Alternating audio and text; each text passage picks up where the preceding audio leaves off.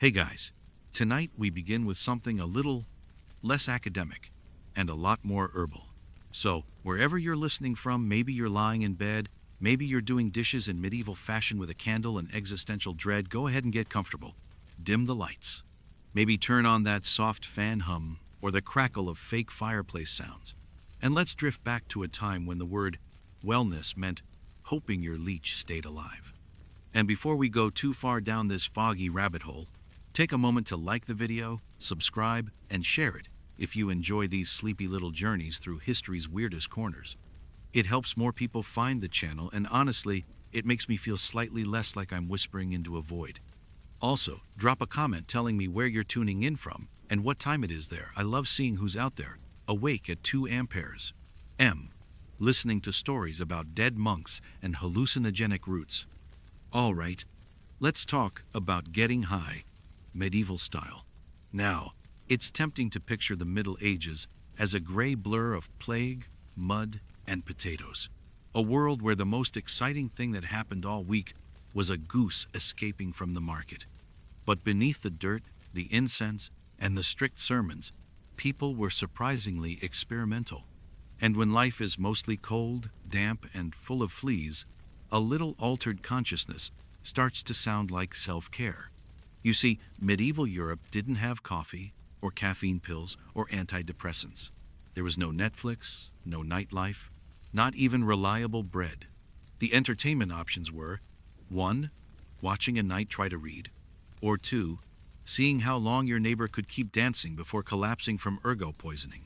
So if someone told you there was a mushroom that could make you forget the feudal system for a few hours, well, you'd probably chew it too.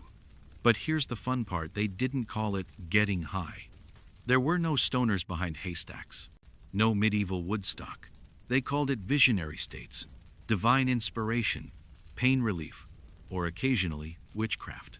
Herbs were medicine, roots were rituals, and everyone from the monk in the apothecary garden to the barefoot healer with a suspiciously glowing cauldron had their own recipe for reality adjustment. Sometimes it worked, sometimes it killed you. Most times, it did a bit of both. So tonight, we'll wander through smoky kitchens, monastery herb gardens, and the half-lit homes of medieval apothecaries. We'll meet the plants that could ease your pain, steal your sanity, or make you think you were flying naked through the clouds. Take a deep breath. The candles are lit, the air smells faintly of myrrh and questionable mushrooms, and history's about to get very strange and a little sleepy. Now, let's begin. The Middle Ages were never short of mystery. And if you could have wandered through a medieval village just after dawn, the mist still hanging low, the church bells sighing somewhere in the distance, you'd find that most of life's real business happened not in the castle or the market, but in the garden. Small, fenced, and half wild. It was a world unto itself. Rows of sage, mint, and wormwood brushed against one another in the chill air. Bundles of drying herbs dangled from doorways like nature's own warning labels. And somewhere among the weeds, a woman or a monk knelt, grinding, muttering, or praying, often doing all three at once. This was the herbal underground of the Middle Ages, the quiet web of healers, monks, and witches who kept Europe alive, high, and occasionally on fire. Medicine, as we imagine it today, didn't quite exist back then. There were no sterile tables, no syringes, and certainly no patient confidentiality. Healing was half faith, half folklore, and half luck, which, yes, is too many halves, but so was medieval medicine. The line between doctor and magician blurred so completely that even priests couldn't always tell the difference. One day you might be blessed for curing a fever, the next day, burned for it. The monks were the respectable ones. Cloistered behind monastery walls, they cultivated herb gardens with near-religious devotion. Their tidy plots were filled with plants that had both spiritual and pharmaceutical ambitions. Lavender for peace, rue for repentance, hyssop for cleansing sins, and belladonna for reasons no one fully admitted. The monks recorded recipes in manuscripts written with careful, trembling hands. A handful of poppy to dull pain, a drop of henbane for sleep, a pinch of thyme for courage. They didn't always understand why these things worked, only that they sometimes did. Inside the apothecary chambers, The air was thick with the scent of dried flowers, beeswax, and smoke. Clay jars lined the walls, labeled in Latin so elegant it looked holy. Pulvis somniferum, unguentum sapientiae, the ointment of wisdom, or maybe madness. In the quiet hours of the night, a monk might mix wine and mandrake root to ease the suffering of a dying pilgrim, or to test it himself, just once, to see if the visions he read about in Scripture were real. Across the village, however, the same knowledge looked very different. Outside the safety of monasteries, healing was a woman's domain, often a dangerous one. The wise women, or cunning folk of medieval Europe, worked with the same plants the monks did, but without the protection of holy walls or Latin explanations. Their gardens were wild, their tools handmade, their patients desperate. They brewed teas for childbirth, tinctures for wounds, and potions for heartbreak, all in kitchens that doubled as laboratories and confessionals. They knew what worked because they couldn't afford not to. A good healer might save 12 lives a month. A bad one might bury twice as many. Every village had one, the old woman with bottles and bones hanging from her ceiling, the one everyone whispered about but visited anyway when the local doctor recommended bleeding as a cure for toothache. These women were the unacknowledged pharmacists of their time. They didn't have universities. They had instinct, trial, and error. Sometimes they mixed too much poppy into the brew, and the patient slept forever. Sometimes, miraculously, the fever broke. In their hands, medicine and magic danced in a delicate balance. A healing charm might begin with Our Father and end with bat's wing and moonlight. A potion for courage might smell suspiciously like ale. And though they were often branded as witches, most were simply scientists without permission. Still, the danger was constant. When healing failed, suspicion followed. The same villagers who once begged for cures could turn quickly into judges and accusers. If the patient lived, it was a blessing. If he died, it was witchcraft. The difference between saint and sinner could be decided by one unlucky dose of henbane. Meanwhile, hovering between these two worlds, the holy and the heretical, were the wandering herbalists. Men who roamed from town to town with sacks full of roots and jars of dubious liquids. They were part doctor, part performer, and part con artist. Some truly knew their craft. Others simply repeated Latin phrases and hoped the audience was too polite to ask what they meant. They promised cures for plague, love, baldness, and spiritual fatigue. Their potions were sold in markets, along with roasted chestnuts and secondhand sins. Many were harmless. Some worked. A few could kill an ox. To a medieval mind, this all made perfect sense. Everything in nature had a spirit, a divine purpose, even when it smelled suspicious. Plants didn't just heal, they spoke. They carried the voice of God, or the whisper of something older and darker. A healer's role wasn't merely to treat illness, but to negotiate with the world's unseen powers, to persuade a fever to leave, to coax a nightmare into silence. And it wasn't just peasants who believed it. Kings, bishops, and knights consulted herbalists too, often in secret. A knight might wear a sachet of crushed mandrake beneath his armor for courage, or a queen might sip poppy tea to calm her mind during yet another political marriage. Even the clergy, who officially denounced sorcery, relied on herbal infusions to endure their endless fasting and prayers. It was all part of the same strange, fragrant hypocrisy that perfumed the Middle Ages. The real danger, of course, wasn't the plants themselves, it was the knowledge. Knowing which leaves could numb pain or which root could send visions was power, and power, especially in the hands of women, terrified people. The church tolerated monks with mortar and pestle. It did not tolerate midwives with moonlight rituals.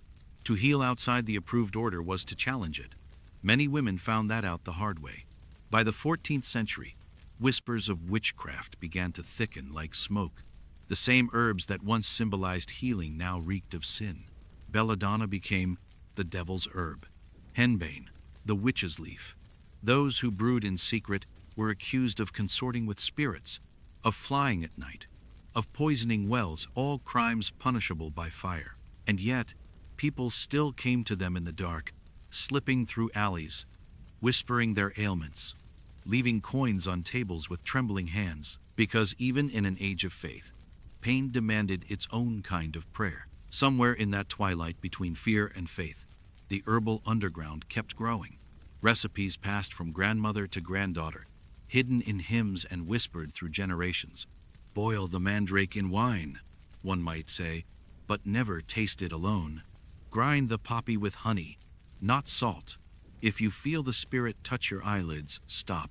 Every garden, from the monastery's neat rows to the peasant's overgrown yard, became a pharmacy or a gamble. The same rosemary that blessed a wedding could also disguise the taste of poison. The same sage that eased a cough could, in the wrong hands, conjure visions of angels or demons.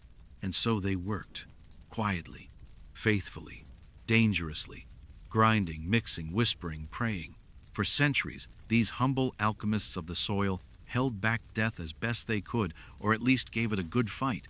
Their legacy still lingers, in the smell of crushed lavender, in the shape of a medicine bottle, in the way we still say a pinch instead of a gram, a dash instead of a dose, as if guessing, even now, might make the world a little more magical. So as we leave the herbal underground behind and step further into the medieval mind, remember this: every soothing tea, every blessed oil, every potion in history began with someone who wasn't afraid to taste the unknown. And more often than not, they paid dearly for it. Now, let's move a little deeper to one particular plant that could comfort your pain, disturb your sanity, or convince you that your turnip was whispering secrets. Let's meet henbane, nature's way of asking, are you sure you want to feel better? Henbane was only the beginning, a single leaf plucked from nature's vast, unpredictable pharmacy. To understand the medieval mind, you have to understand their dealer, nature herself, because in the Middle Ages, you didn't need a shady alley or a secret handshake to find something that could rearrange your reality. You just needed a garden, a mortar and pestle, and a vague disregard for dosage. The rest, the visions, the healing, the slow descent into poison, took care of itself. Nature, to a medieval European, was not gentle. She was beautiful, yes, but also unhinged. Every root, every blossom, every creeping tendril carried both mercy and malice in equal measure. She gave, she cured, and she killed sometimes in the same afternoon. And people loved her for it. They trusted her in a way they never trusted kings or priests, because she never lied. Nature made her bargains clear. I'll save your fever, but I'll take your eyesight. I'll calm your pain, but I'll visit you in dreams you'll never forget. Imagine walking through a medieval meadow in early spring, the air thick with pollen and promise. To a peasant, this wasn't just landscape. It was opportunity. Patches of nettle meant food, if you knew how to cook it. Stalks of hemlock whispered danger. Dandelion roots, crushed into a bitter tea, promised to purge whatever was troubling your insides. Every color, every scent, had a story attached to it, half superstition, half survival guide. You could spend a lifetime learning which plants healed and which buried, and still get it wrong.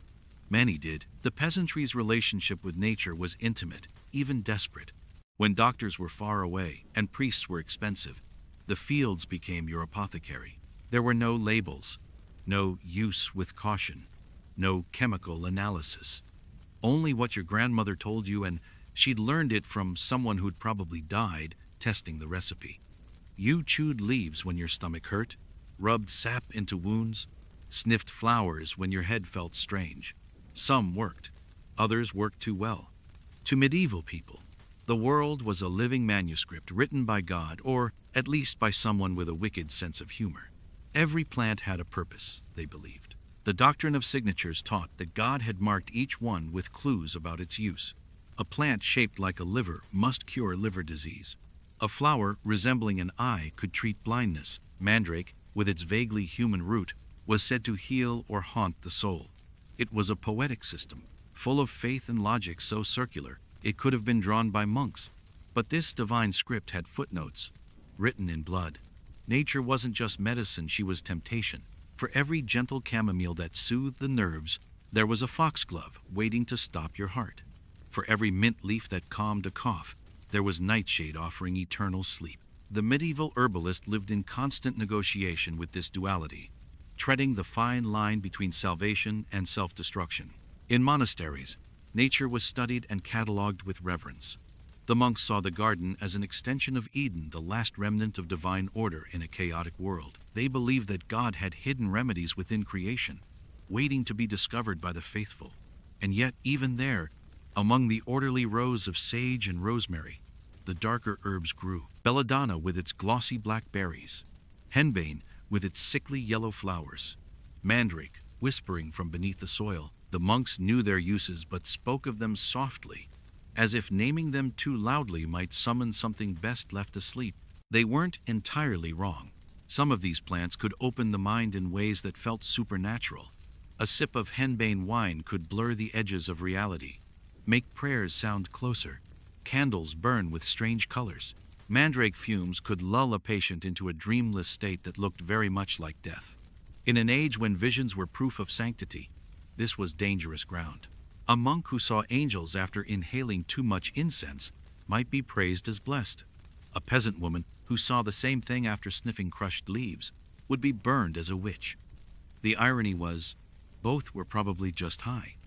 Still, medieval people didn't think of nature's power as something to avoid. They thought of it as something to respect. They feared it the way sailors feared the sea, necessary but deadly if ignored.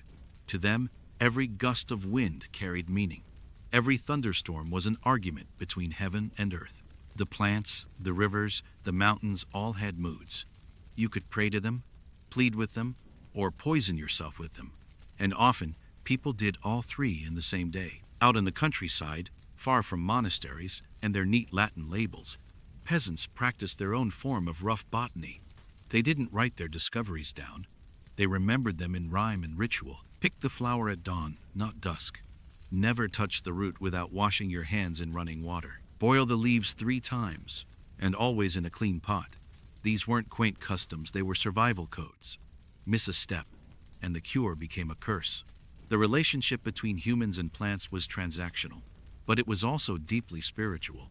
When someone gathered herbs, they might murmur a prayer or an apology.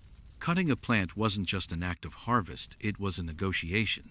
Some believed the plant's spirit could punish you if taken without respect. That's why you find medieval spells and chants designed to soothe the root or calm the flower.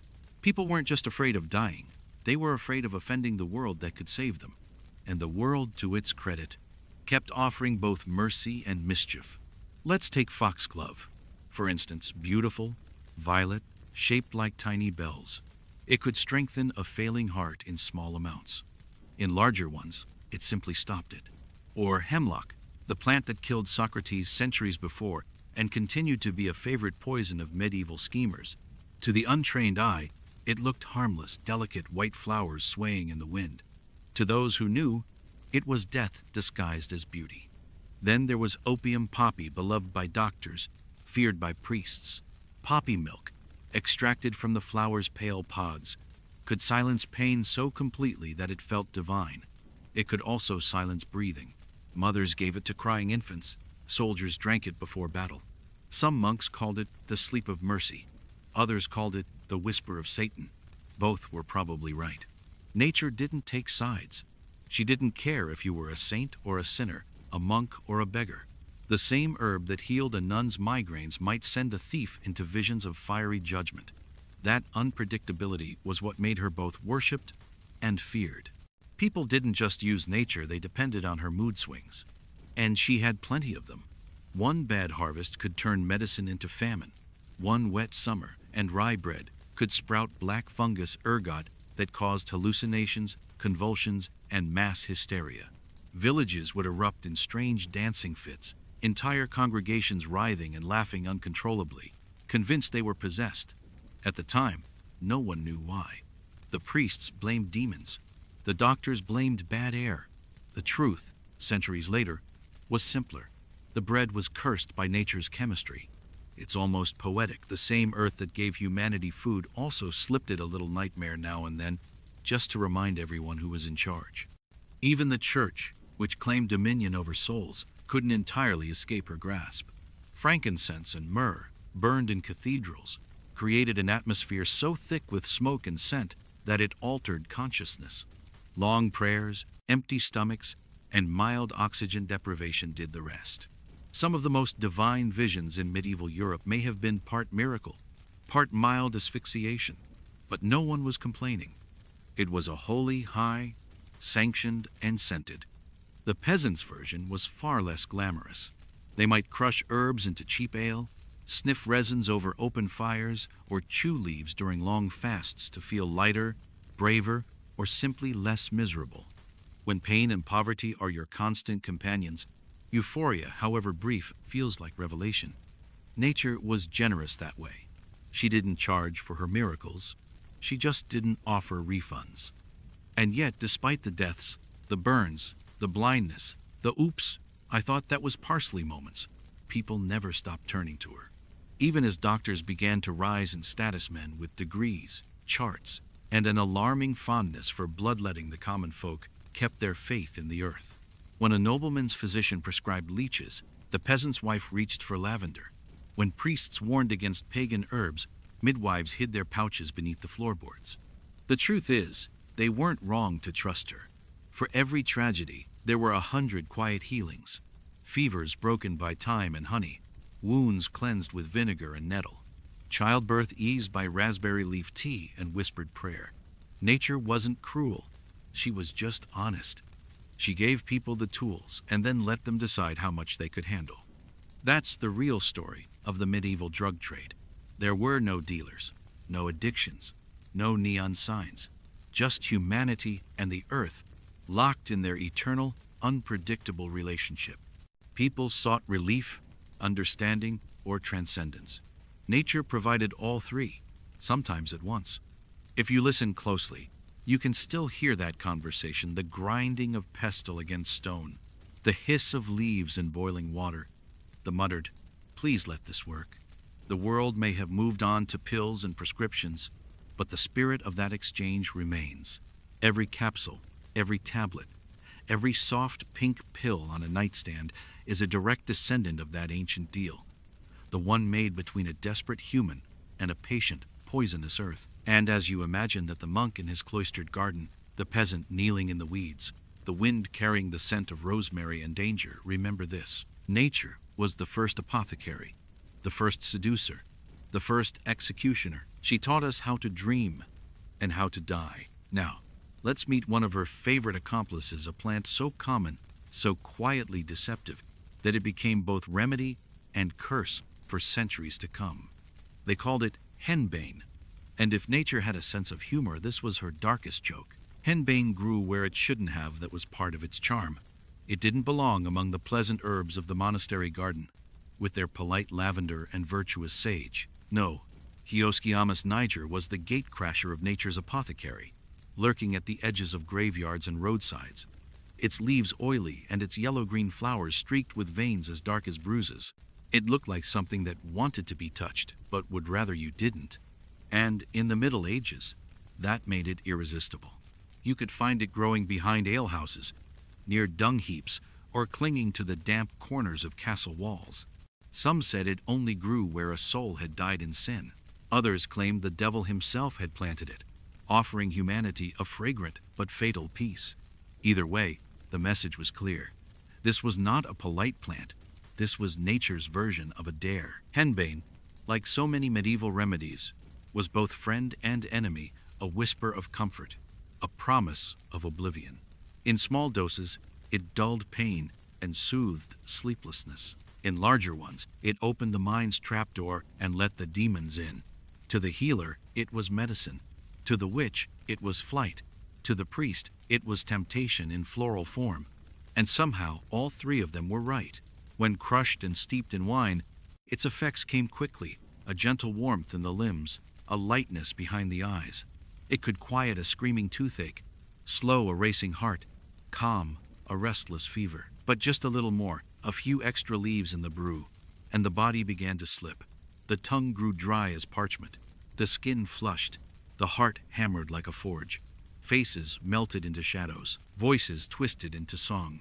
The walls breathed. Some claimed to see angels, others beasts. Most simply saw too much. Medieval medicine was a constant experiment in how much was too much, and henbane never gave a straight answer. Physicians in silk robes measured it by instinct and fear. One monk, writing in a 12th century manuscript, advised, "A pinch to quiet the mind, but beware the devil loves an over-generous hand." That was the problem. No one knew the safe amount, and every hand was over-generous. Still, they used it constantly. Apothecaries dried the leaves, ground them to powder, and mixed them into ointments. Surgeons, those grim and courageous butchers of early science, used henbane as an anesthetic. Before sawing off a limb or digging into a festering wound, they might press a cup of henbane wine to the patient's lips. Within moments, the man would stop screaming. Sometimes he even smiled. Sometimes he never woke up again. In monasteries, the same plant sat quietly in clay pots, labeled with holy precision. The monks used it to calm madness, to ease the sleepless, and, one suspects, to test their own faith.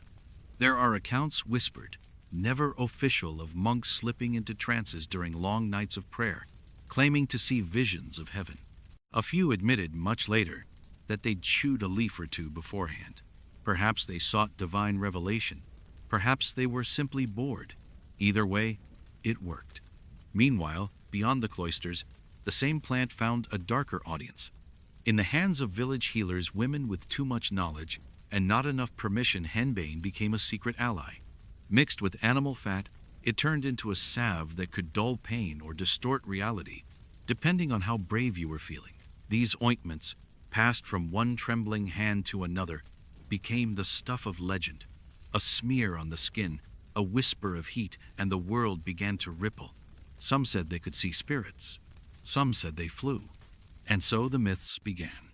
Witches, they said, smeared themselves with henbane and rose through the night sky on broomsticks, their laughter echoing across the fields. The truth was less cinematic, but far more human. The ointments were absorbed through the skin and through certain more permeable areas of the body. The flying sensation came from the hallucinations. Spinning, floating, drifting away from pain and gravity. In a life that was mostly mud, hunger, and fear, that kind of escape must have felt like a miracle. But miracles had consequence. Henbane didn't just blur reality, it rewrote it. Those who used it too often or too freely sometimes never fully returned. Their minds unraveled, their sleep filled with vivid terrors. They spoke to invisible guests, screamed at moonlight, or laughed for hours at nothing. In modern terms, we'd call it poisoning. In medieval terms, it was possession. One physician wrote, "Those who drink too deeply of the devil's herb do not see heaven, but they believe they have." Another, more poetically, described it as the plant that lends false wings to fools. And yet, no amount of warning stopped people from reaching for it again. Pain was everywhere, after all, physical, spiritual, emotional. When your life expectancy was shorter than your teeth and every prayer ended in plague, even false wings sounded worth the risk. What made henbane truly fascinating was its dual nature, healer and executioner, serenity and chaos distilled in one root. A doctor might bless it for numbing agony. A priest might curse it for luring the faithful into sin. And a witch or a woman merely accused of being one might die because of it. When inquisitors searched cottages for signs of sorcery, they often found bundles of dried henbane hanging among herbs. That was enough. To own it was to flirt with damnation. In one 15th century account, a midwife was accused of consorting with demons because her bag contained both poppy and henbane. Her defense was heartbreakingly simple. "I only wish to make the mothers sleep." It didn't matter. Sleep was too close to magic, and magic was too close to sin. She was burned that winter, and the church garden, quietly, continued growing the same plant for its own remedies. There's something almost poetic in that hypocrisy, that even as faith condemned it, the body still demanded it. Priests denounced henbane from the pulpit, but slipped it into their tonics when their joints ached. Monks warned against its diabolic influence, but kept careful notes on its use. Everyone was addicted, not to the high, but to the hope that there might exist a leaf, somewhere, strong enough to make the world hurt less. To a medieval apothecary, henbane was a key to the hidden map of the human condition. Too little, and it did nothing.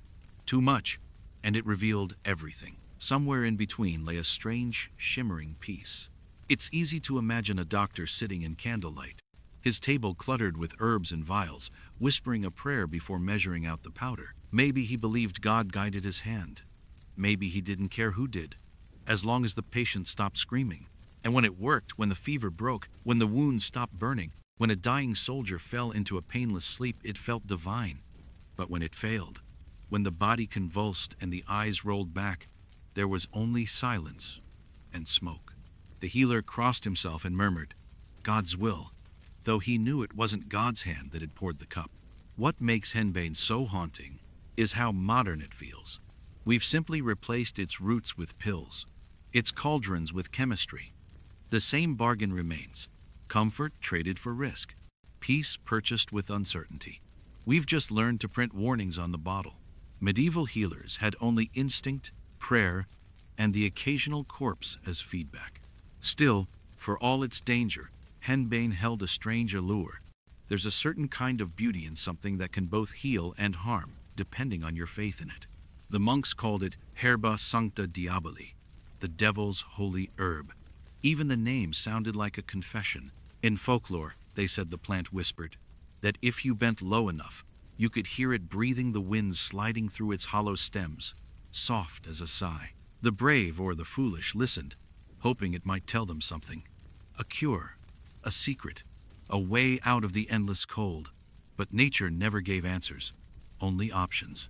And that was the lesson of henbane. In the medieval world, every remedy carried its own curse. Salvation and damnation grew from the same soil, watered by the same hands. The only difference was dosage and luck. By morning, the apothecary's jars would be cleaned, the church bells would ring, and life would go on as it always did, in faith, in fear, and in that fragile space between the two where humans keep searching for meaning.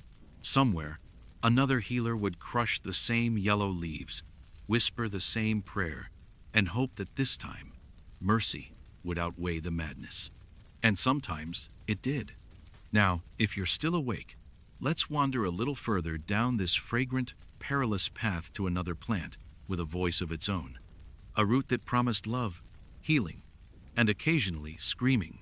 The legendary mandrake. Mandrake, perhaps more than any other plant of the Middle Ages, lived in the uneasy space between miracle and madness. It was the herb of whispers feared, coveted, and blamed for more than a few bad decisions. To the medieval imagination, it was not merely a root, but a creature, half human, half plant, and entirely untrustworthy. And yet, everyone wanted it. Kings, healers, monks, witches, they all sought the mandrake. That pale root-shaped, they swore, like the body of a tiny man curled in the earth, waiting to scream. By the time henbane had made its way into every monk's cabinet and witch's cauldron, mandrake was already a legend. It appeared in illuminated manuscripts and herbal compendiums drawn by trembling hands, its twisted limbs sketched like those of a lost child. No one really knew where it came from. Some said it grew beneath gallows, nourished by the final drops of blood from the executed. Others swore it was born from the first tears shed by Adam when he was cast out of Eden. The truth was far less poetic. Mandragora officinarum grew quite naturally in the warm soils of southern Europe, but medieval Europe had never been particularly interested in truth. The mandrake looked human enough to make anyone uneasy. Its thick, forked root resembled legs, its upper stem a torso, and its fine tendrils of hair, like filaments, a grotesque imitation of the human form. Some roots even appeared to have eyes or mouths, accidental patterns that, in a world obsessed with omens, could only mean one thing. This plant was alive, and very possibly possessed. To pluck it from the ground was to disturb something that preferred to remain buried. The legends warned that when the mandrake was pulled from the soil, it would scream, not metaphorically, but with an actual, piercing cry capable of killing anyone who heard it. The scream of the damned, they called it, a sound so powerful that even demons fled. Naturally, this made harvesting it rather complicated. Apothecaries developed elaborate rituals, as though the plant were an irritable spirit rather than a piece of vegetation. The most famous method involved, as many medieval ideas did, a dog and an alarming amount of faith. The harvester would approach the mandrake at dawn, plug his ears with wax or wool, and draw a circle of protection around himself with a blessed sword. Then he would tie a cord to the plant's stem and the other end to the collar of a loyal, or at least disposable dog. The man would retreat behind a large rock, say a prayer, and throw the dog a piece of meat to make it run.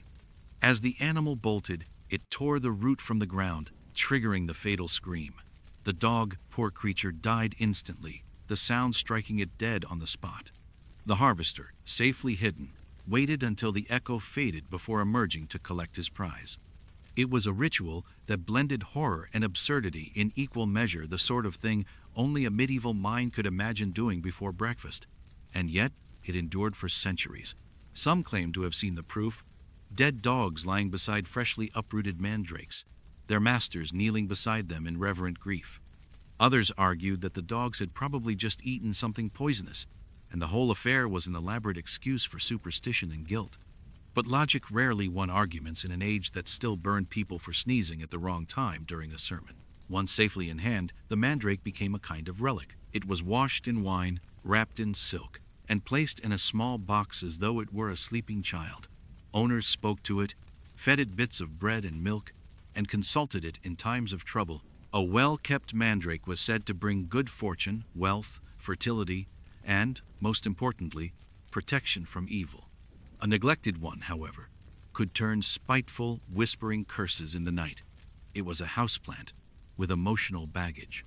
Medicinally, it was equally unpredictable. Physicians prescribed it for everything from insomnia to infertility, though rarely with consistent results.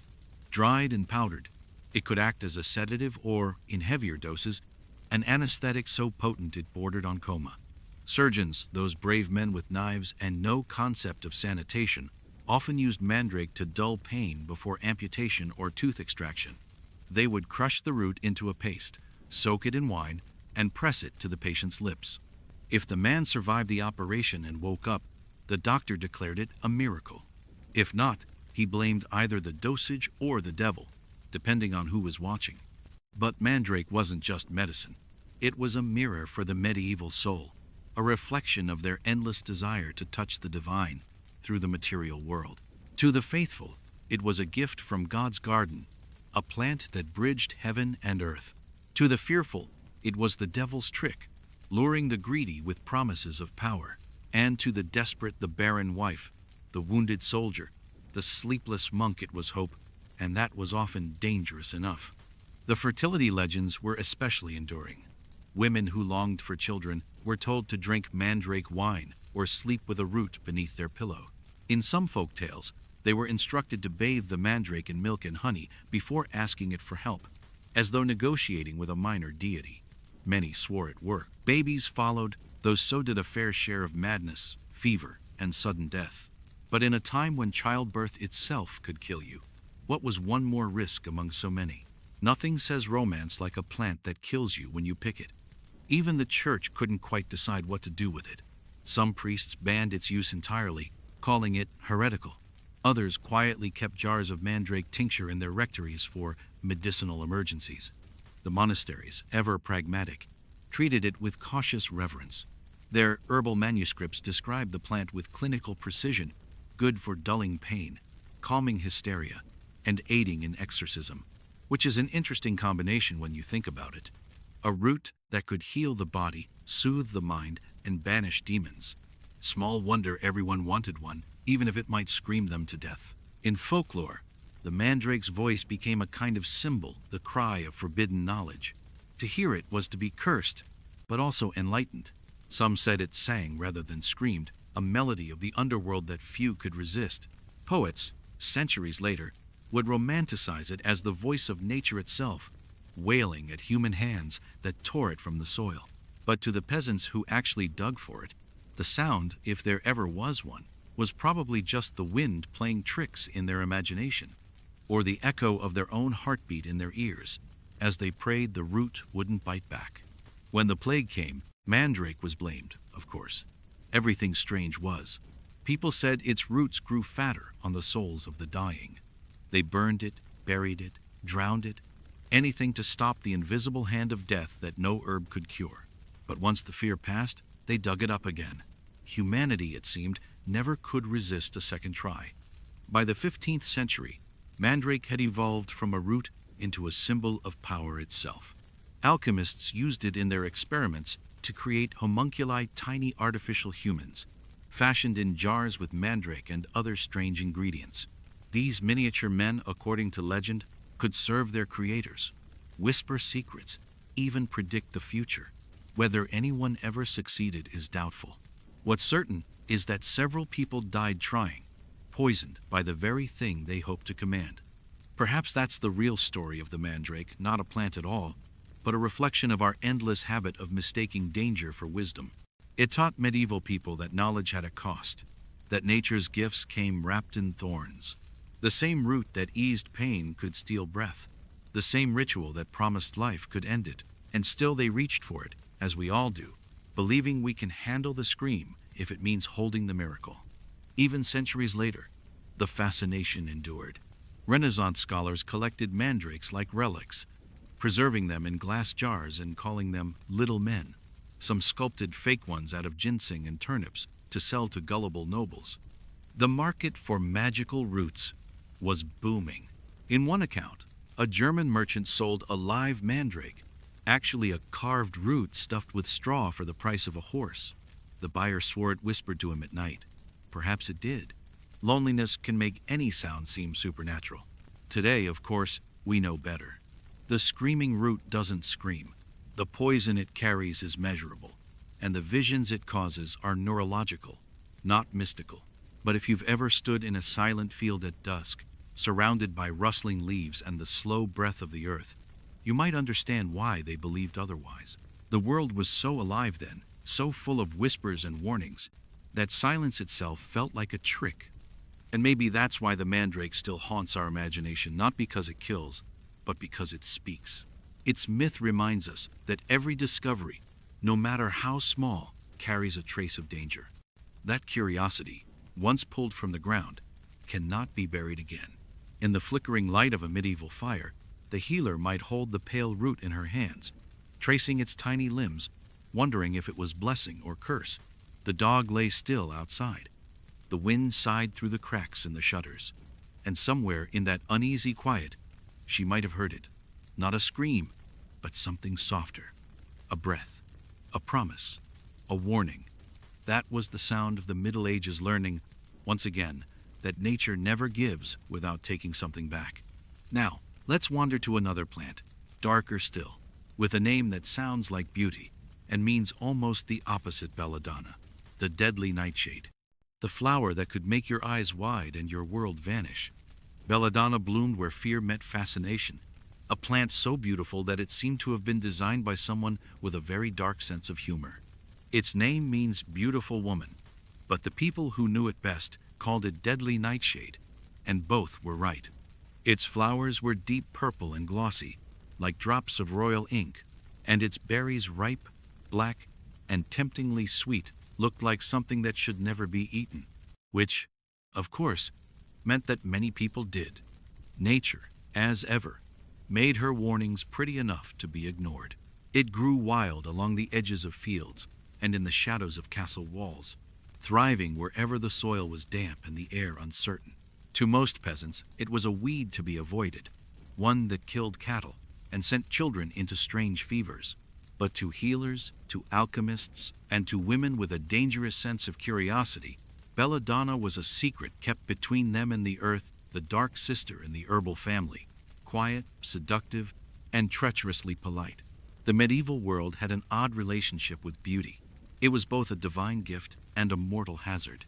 A fair face could earn you favor, but it could also earn you suspicion, and perhaps worse, attention. And so, in an age of grime and dim candlelight, when faces were more often covered in soot than charm, belladonna offered something extraordinary. Eyes that gleamed like polished glass, wide, shining, and unnatural. The women of Venice, centuries later, would perfect the art, but even in the Middle Ages, the secret was already spreading. A few drops of belladonna juice, pressed from its glossy black berries and dripped carefully into the eyes, would dilate the pupils not with the soft expansion of attraction, but with the cold bloom of poison. The gaze became dreamy, distant, full of melancholy beauty. Pain vanished for a while, replaced by a shimmering detachment. It was elegance with a side of blindness, and blindness, as it turned out, was fashionable. In an age that worshipped suffering and sanctity in equal measure, to look fragile, otherworldly, almost unseeing, was to look touched by something divine. The church called it ecstasy when it happened in prayer. Poets called it love. No one questioned it much when it came from a bottle. Women, noble or otherwise, risked their vision for a chance to appear ethereal, their eyes black mirrors reflecting candlelight and secrets. They knew the risk, the burning, the blurring, the heart that sometimes fluttered too fast afterward, but they called it worth it, because beauty, in the Middle Ages, was often a form of defiance. The world was ugly, muddy, cold, and full of death. To look beautiful was to mock it, to suggest that human hands could make something delicate out of decay. And if the cost was a few hallucinations or a brief chat with the devil, well, everyone had their vices. Belladonna didn't only sit on dressing tables, though. It was also found in the medicine chests of monks and surgeons, who treated it with the same wary respect one gives to an unpredictable saint. It numbed pain when mixed with wine or ground into salves. Before amputations or tooth extractions, a healer might administer a belladonna tincture, just a drop or two, to still the nerves and soften the scream. Used properly, it brought a strange calm, a dreamy drift between wakefulness and sleep. Used improperly, it stopped the heart. Medieval surgery was, in essence, a game of dosage and prayer. The church, of course, had opinions. Anything that dulled pain too effectively must surely have a diabolical origin. After all, suffering was holy, and pain was purifying. It burned the sin out of flesh like fire through straw. Relief, therefore, looked suspicious. But not even the most pious monk could resist a remedy that made the difference between survival and death. So belladonna became the church's little secret, tucked behind the altar wine and labeled with Latin so obscure that only a few were meant to understand. Outside the walls of faith, however, it bloomed freely in the gardens of midwives and wise women, in the shadowed corners of forest huts, in the pockets of travelers who swore by its power to calm fear and summon courage. They called it the sleeping herb, or witch's berry, and for good reason. In small amounts, it soothed nerves, quieted hysteria, and eased childbirth pains.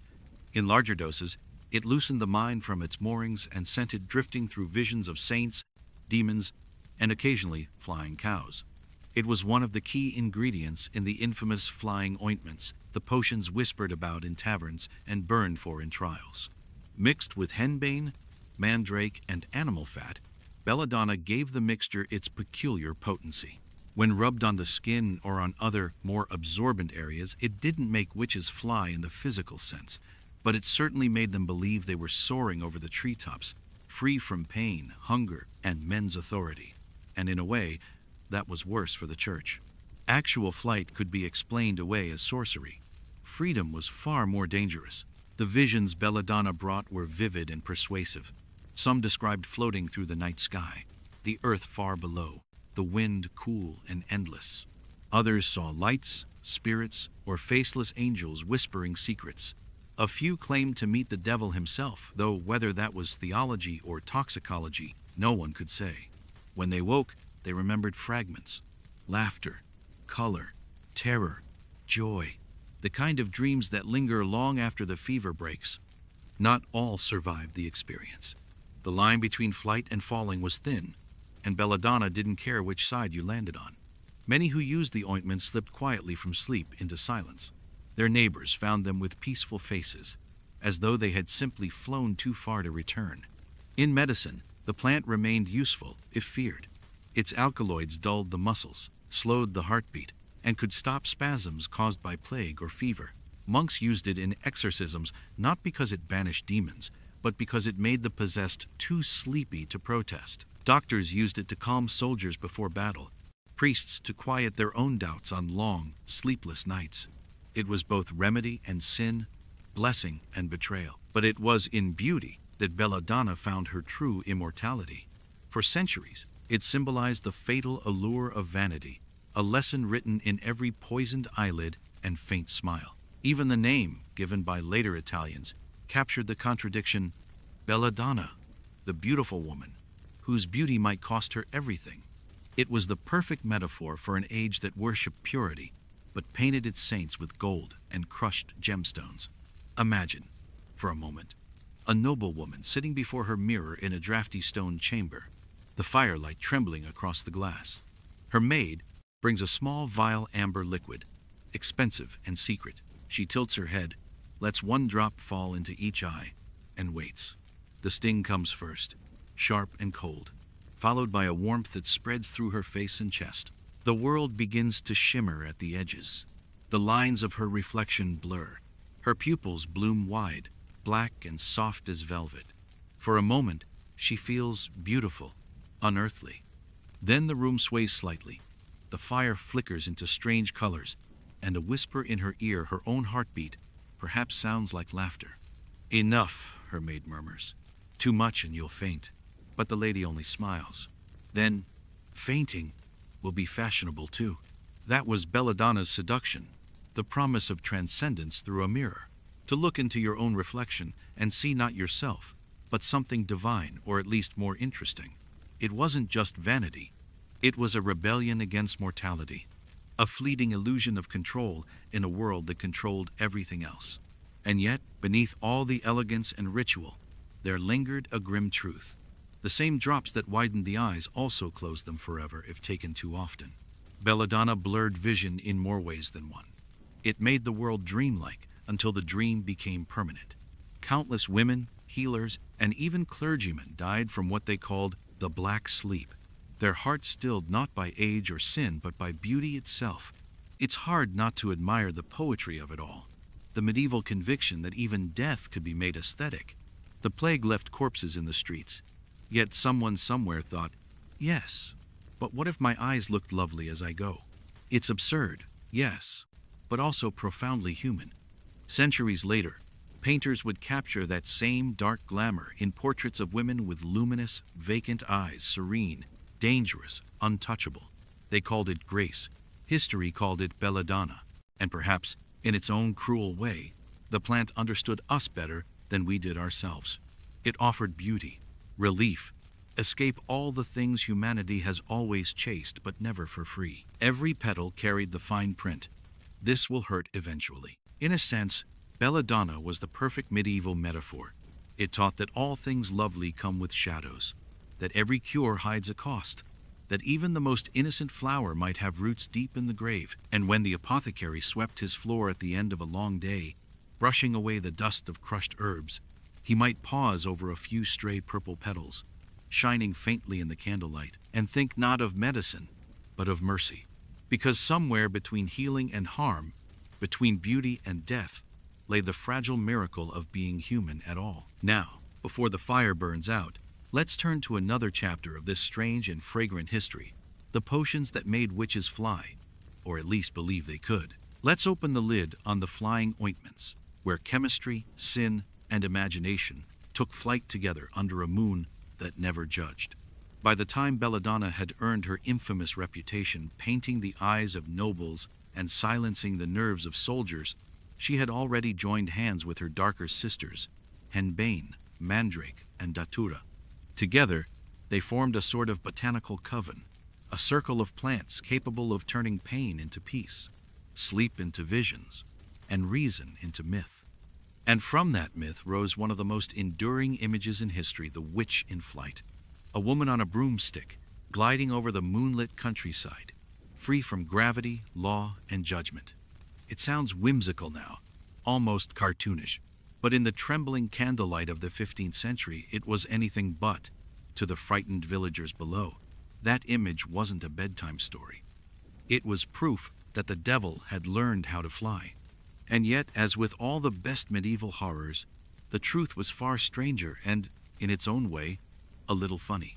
The story begins in a small kitchen, not a coven, a place where herbs hung drying from the rafters, where the air smelled of smoke and secrets, and where women, poor, clever, and unlicensed, brewed what doctors could not.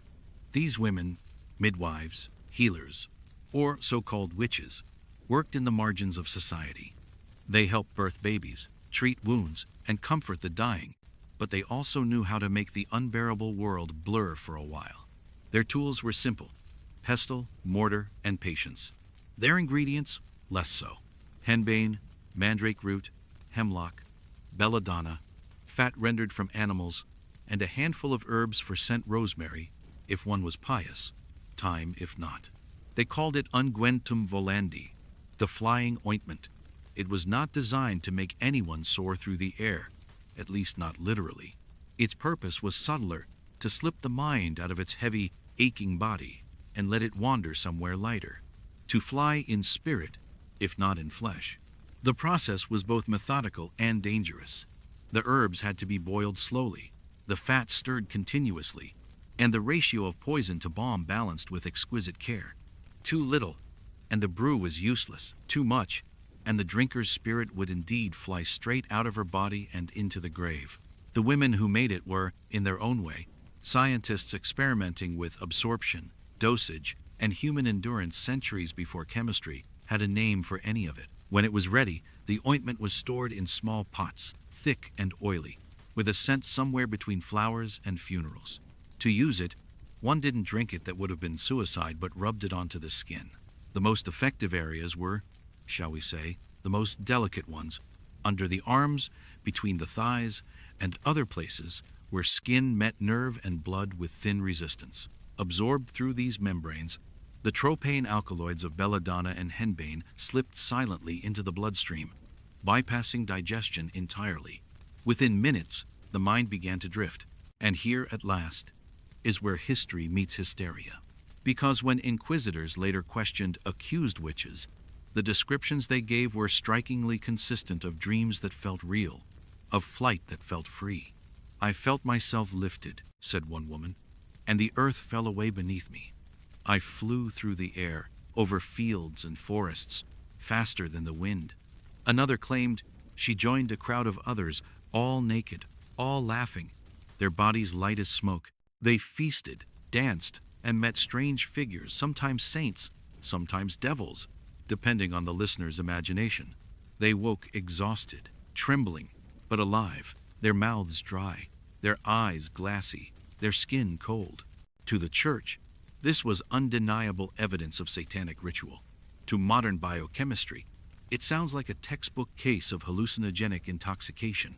The visions of flight, the sense of detachment, the time distortion, all of it can be explained by the compounds in those very plants. Hyoscumine, atropine, scopolamine, each one a doorway to confusion, euphoria, and terror, carefully mixed in medieval kitchens by women who thought they were making medicine for the soul. Still, there remains the matter of the broomstick, that now iconic symbol of witchcraft, and, perhaps, the most misunderstood detail of all. It wasn't random. The broom was not a magical tool, but a very practical one. It served as a household object, a symbol of womanhood and domestic life, and, awkwardly, an excellent method of applying ointment to those aforementioned absorbent areas without needing assistance. Dipped in ointment and straddled, it delivered the potion efficiently and intimately, letting the poison soak directly into the skin. In short, it was the first recorded instance of bad product testing. Imagine the scene: a candle flickering in the dim light, the smell of herbs and smoke, a woman standing by the hearth, half nervous, half curious. She takes up the broom, the same one she's used all week to sweep ashes and crumbs, and dips its end into the pot of glistening ointment. She hesitates, laughs softly, then, in a mixture of courage and resignation, straddles it. The ointment burns cold, then warm, then nothing at all. The world tilts slightly, the shadows stretch, and suddenly, she isn't in her kitchen anymore. She's somewhere above it, floating, untethered, the moonlight pressing soft against her skin. She laughs again, not because it's funny, but because it's freedom. Outside, of course, nothing moves. The woman is still there, motionless on the floor, her breathing slow, her mind elsewhere. Maybe she's dreaming of flight, or maybe she's simply unconscious. But when she wakes, hours later, she remembers everything: the wind, the stars, the feeling of leaving her body behind. And that memory, stronger than any reality, is enough to make her believe she really did fly. When she tells her neighbor, and the neighbor tells her husband, and the husband tells the priest, the story grows wings of its own. Soon it isn't one woman flying, but dozens, hundreds, gathering in secret, soaring through the sky to meet the devil at midnight. The inquisitors write it down. The artists draw it. The myth becomes history, and history becomes nightmare. It is tempting to laugh at the absurdity of it all, at how hallucination turned into heresy, at how ointment became evidence of evil, but the laughter dies quickly when you remember what came next. For each woman who brewed that salve seeking comfort, a dozen others were accused of doing the same and burned for it. The very act of knowledge, of understanding how nature worked, became grounds for death. The church could not explain flight, so it punished the flyer. In some sense, the myth of the flying ointment was born from fear of women, of the body, of pleasure that could not be controlled. But underneath that fear lies something almost poignant, a yearning for escape. In an age when every day was defined by obedience and hardship, who wouldn't dream of flight? Who wouldn't want to slip free of gravity, of hunger, of pain? If sin could offer even a moment of weightlessness, perhaps it was worth the eternal risk. The inquisitors never understood that part. They wrote about the witches' sabbaths, the wild feasts, the demons and orgies, all of it scandalous, none of it real. What they missed was the quiet truth, that these so-called witches weren't celebrating evil. They were, in their own fragile way, seeking relief. The ointments, however crude, were medicine for a world that offered no mercy. Even the hallucinations themselves carried a strange grace. Flying, after all, is an ancient human dream. It's not born from rebellion, but from longing, the same longing that built cathedrals, painted frescoes, and lit candles in the dark.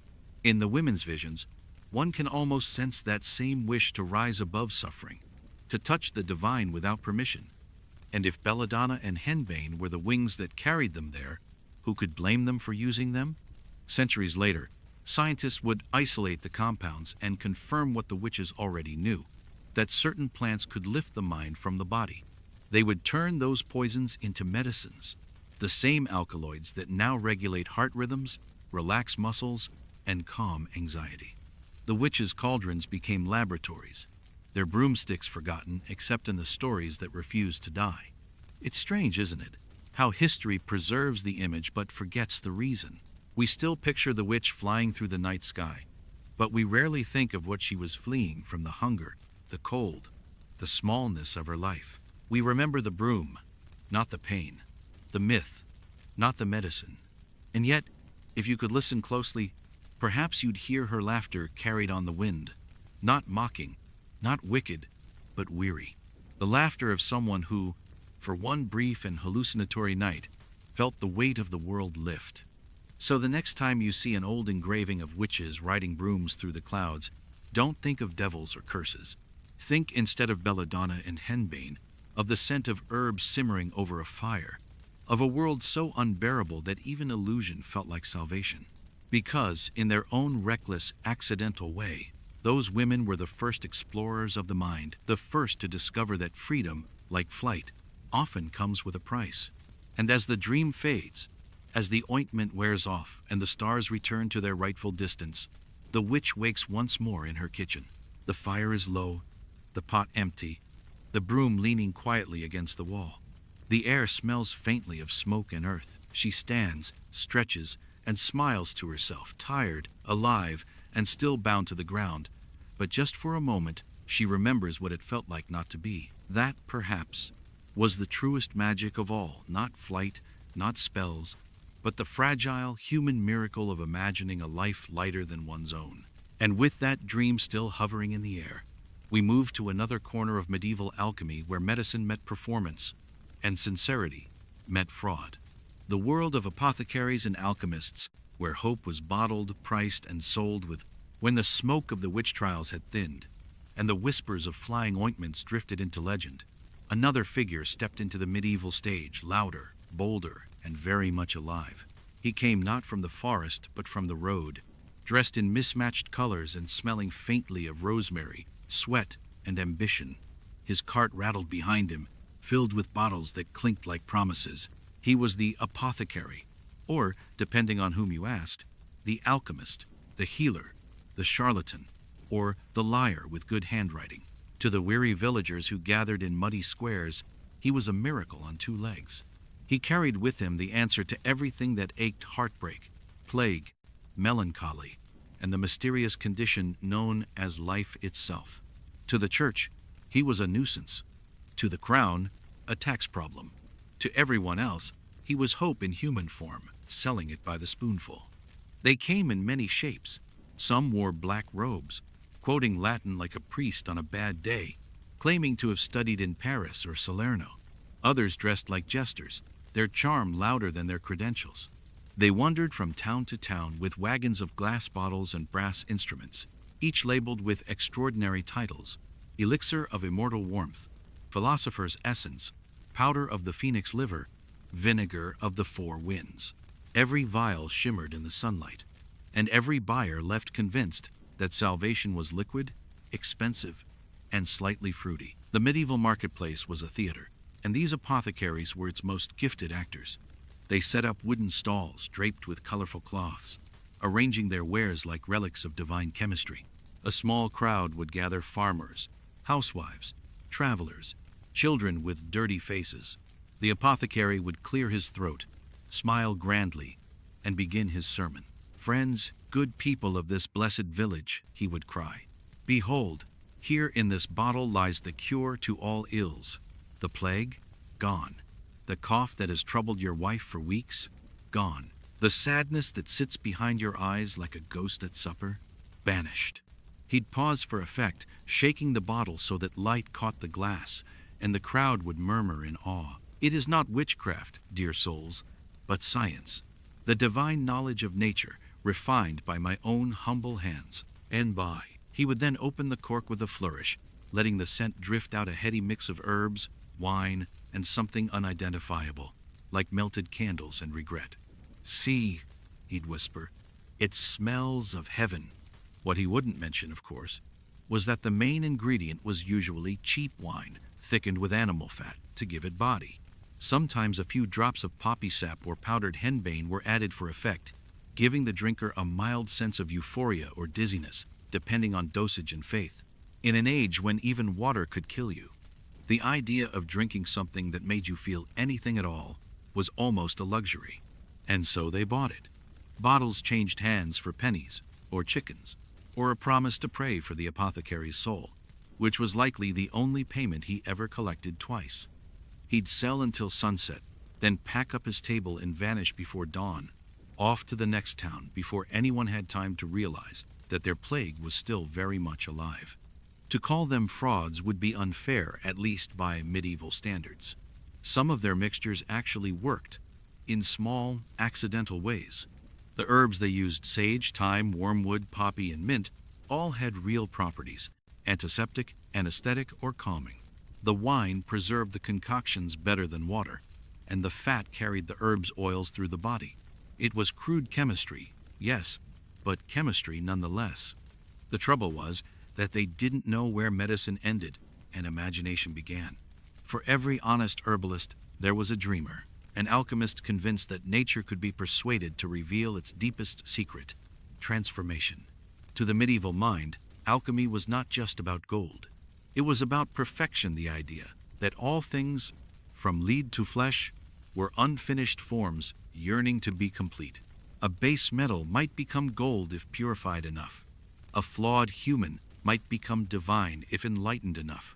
The laboratory, therefore, was both a workshop and a chapel. The crucible was an altar. The flame was a prayer. In dark rooms lit by flickering lamps, alchemists ground minerals, boiled acids, and watched colors bloom and die in their glassware. They believed that somewhere, in the smoke and shimmer of their experiments, lay the secret of eternal life, the elixir of immortality. They wrote endlessly about it in coded Latin, their manuscripts filled with dragons, suns, and strange symbols that looked like private jokes shared between scholars and ghosts. Some pursued it for wealth, others for salvation. A few, perhaps the wisest, for curiosity alone. But there was a fine line between the alchemist and the apothecary, between the philosopher and the peddler. One sought to understand the universe, the other to sell it by the ounce. Yet, both believed in the same magic, that the world could be changed if only you mixed the right things together. And perhaps that was the most intoxicating idea of all. Many of the great physicians of the age, Paracelsus, Avicenna, even Roger Bacon, began as alchemists. Their experiments, though wrapped in mysticism, accidentally laid the groundwork for modern medicine and chemistry. They discovered alcohol distillation, antiseptic salts, and even early forms of anesthesia, all while chasing gold that refused to exist. Their failures became our progress, their madness, our science. Meanwhile, the traveling apothecaries kept on selling their bottled promises to the people who couldn't afford to wait for the university's approval. The villagers didn't care about scientific method. They cared about results, or at least the feeling of hope. If a red potion with a Latin name could make a mother believe her feverish child would live till morning, then that was worth more than gold. And so, medieval Europe became a continent of potions and paradoxes. From noble courts to peasant huts, everyone was swallowing something: tonics, tinctures, brews, and bitters, most of which shared two ingredients: alcohol and optimism. The market for miracles was booming. It's easy to mock them now, the theatrics, the snake oil, the preposterous claims, but we haven't changed much. Today's glowing vitamins and miracle teas are sold with the same promises: youth, calm, energy, enlightenment.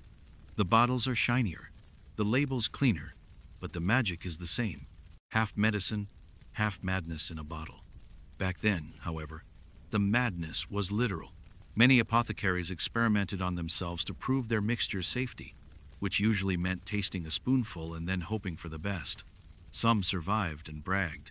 Others died quietly, becoming, in a sense, their own testimonials.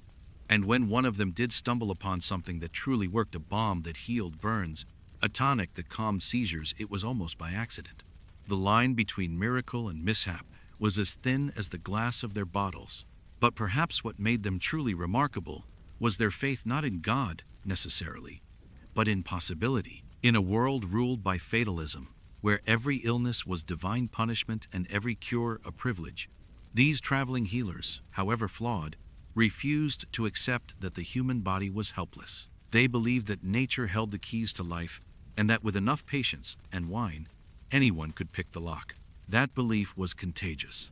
It spread faster than their potions ever could, inspiring curiosity in those who watched.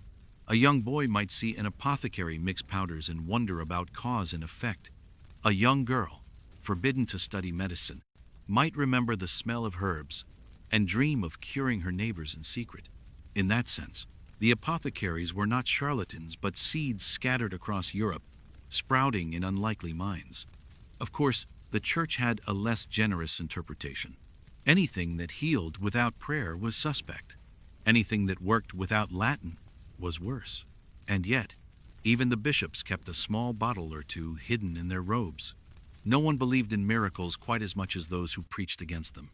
By the end of the Middle Ages, apothecaries and alchemists had blended into one strange species, part doctor, part philosopher, part fool.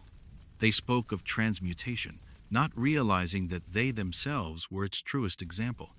They transformed ignorance into discovery, deceit into science, and desperation into hope. If you had wandered through a medieval market at dusk, you might have seen them closing shop. The apothecary packing his bottles with careful pride, the alchemist staring dreamily at the last embers of his small fire. Around them, the air thick with smoke and possibility. Somewhere, a bell rang from the church tower, marking the end of another day. The people drifted home, clutching their purchases, tiny glass relics of belief. Some would drink their elixirs that night and sleep deeply, dreaming of angels. Others would wake with stomach aches and curses. But for a brief moment, as they swallowed, they would all feel the same thing, that maybe, just maybe, the world could still be changed. And that feeling, as every good apothecary knew, was worth the price of admission. Now, as the embers fade and the bottles empty, let us step away from the marketplace and into something quieter, the ancient garden where poppies bloom in moonlight. heavy with the secrets of sleep. Because next in our wandering tale lies the story of poppy and pain, the gentle, dangerous flower that taught the Middle Ages how to forget. The apothecary's bottles have long since been packed away, their corks sealed, their promises faded into the quiet of night. The fire is low, the road is empty, and somewhere beyond the smoke and chatter of the marketplace lies another story, one not sold from a wagon, but grown in the earth itself. Its petals are soft, its scent is faintly sweet, and its power, as the monks often whispered, is both a blessing and a curse. The poppy. It is difficult to imagine something so delicate holding such darkness inside it. The flower looks innocent enough, pale red, white, or pink, bending gently in the wind, its seeds scattered like harmless dust. But to those who knew its secret, the poppy was both healer and seducer, a plant that promised to quiet pain, soften grief, and silence the soul for an hour or forever. Long before medieval Europe gave it a name, the poppy had already walked through centuries of human suffering. The Egyptians called it the plant of joy. The Greeks used it to coax sleep from restless minds. Even the Romans, practical as ever, brewed it into tinctures for wounded soldiers and sleepless emperors alike. But it was in the Middle Ages, amid the cries of the sick and the hymns of the faithful, that the poppy became something else entirely, not a symbol of beauty, but of mercy. Imagine, for a moment, a medieval infirmary, the kind attached to a monastery, where the smell of wax and herbs clings to every stone. The floor is cold, the walls thick, and in the dim light of a tallow candle, a monk leans over a rough wooden table, grinding something into powder. The sound is steady, rhythmic, almost prayerful. A patient lies nearby, pale and sweating, their body trembling beneath a wool blanket. The monk adds the powder to a small cup of wine, stirs it with a spoon carved from bone, and whispers a blessing before pressing it to the patient's lips. The drink is warm, slightly bitter, and laced with sleep. Within minutes, the body relaxes. The pain ebbs away, not gone but distant, softened by the poppy's strange kindness. For the monk, it is a small miracle. For the patient, a temporary deliverance. This was the medieval version of anesthesia, a fragile arrangement of faith, fermentation, and flowers. The monks called it opium thebacum, or the juice of the white poppy, and they guarded it as both sacred and dangerous. Too little, and the pain returned in cruel waves. Too much, and the patient slipped quietly past the edge of breathing, where no prayer could reach. The difference between relief and death was about 1 spoonful thick. There were no syringes, no measurements, no chemistry beyond instinct. The healers relied on sight, smell, and experience. How dark the syrup looked, how fast it clung to the spoon, how quickly it made the hands tremble when tested. And so, every cup was a gamble, every operation a prayer disguised as a potion. Monks, of course, were not the only ones who knew the poppy's power. Midwives used it too, whispering its name like an apology as they stirred it into warm honey for women in childbirth. There was no greater act of mercy than dulling that agony, even if it came with a risk. The poppy could ease contractions, numb pain, and send both mother and child drifting somewhere between life and sleep. Sometimes they both returned, sometimes they didn't. But still, the flower was used again and again, because the world offered few alternatives. In castles and towns, physicians experimented with stronger concoctions. They mixed poppy juice with wine, vinegar, or crushed pearls, claiming to create soporific sponges, pieces of cloth soaked in the mixture, and held beneath the nose to induce sleep during surgery. It was crude, unpredictable, and often lethal, but it was also the first step toward modern anesthesia. People learned by losing patience, and knowledge grew from grief. But what fascinated medieval minds even more than the poppy's medical gift was its spiritual one. Pain, after all, was not just a physical state. It was divine currency, a means of cleansing the soul. The Church taught that suffering was sacred, a reflection of Christ's endurance. To dull pain, therefore, was to tamper with God's design. And yet, even the holiest men reached for the poppy when their faith met the limits of their flesh. In monastic records, there are gentle confessions disguised as recipes. For sleeplessness and excessive melancholy, Take the milk of the poppy with wine and a little honey, and let the patient rest in silence. It was medicine for the body, yes, but also for the soul, a temporary vacation from guilt, hunger, and fear. For a few hours, the mind floated free, light as smoke, untroubled by the world's noise. Of course, not everyone used it reverently. The same extract that soothed monks and mothers found its way into taverns, courts, and battlefields. Knights returning from war often carried poppy mixtures to ease wounds or drown memories they could not speak of. A few became dependent, their days dissolving into long dreamlike stupors. Chroniclers called it the poppy sleep, a phrase that sounded almost peaceful but rarely ended well. In the darker corners of cities, apothecaries sold poppy syrups to anyone who could pay, to grieving widows, to merchants exhausted by travel, to peasants who simply wanted to forget the hunger gnawing at their stomachs. It became a quiet trade, one that rarely appeared in ledgers but could be traced by the faint smell of resin and wine drifting from the back rooms of shops. And yet, for all its dangers, the poppy was never outlawed. It was too useful, too comforting. Even the most rigid theologians could not entirely condemn something that brought mercy to the dying. They simply renamed it. In some texts, it was the plant of sleep. In others, God's own draught. The paradox of the poppy was that it revealed something profoundly human about the medieval world, that beneath all the superstition and dogma, people still craved peace more than piety. They wanted relief, even if it came from something forbidden. And so they risked it, one spoon at a time. There are accounts from physicians describing how patients looked after taking it. A slow sigh, the eyes unfocused but calm, the hands unclenched.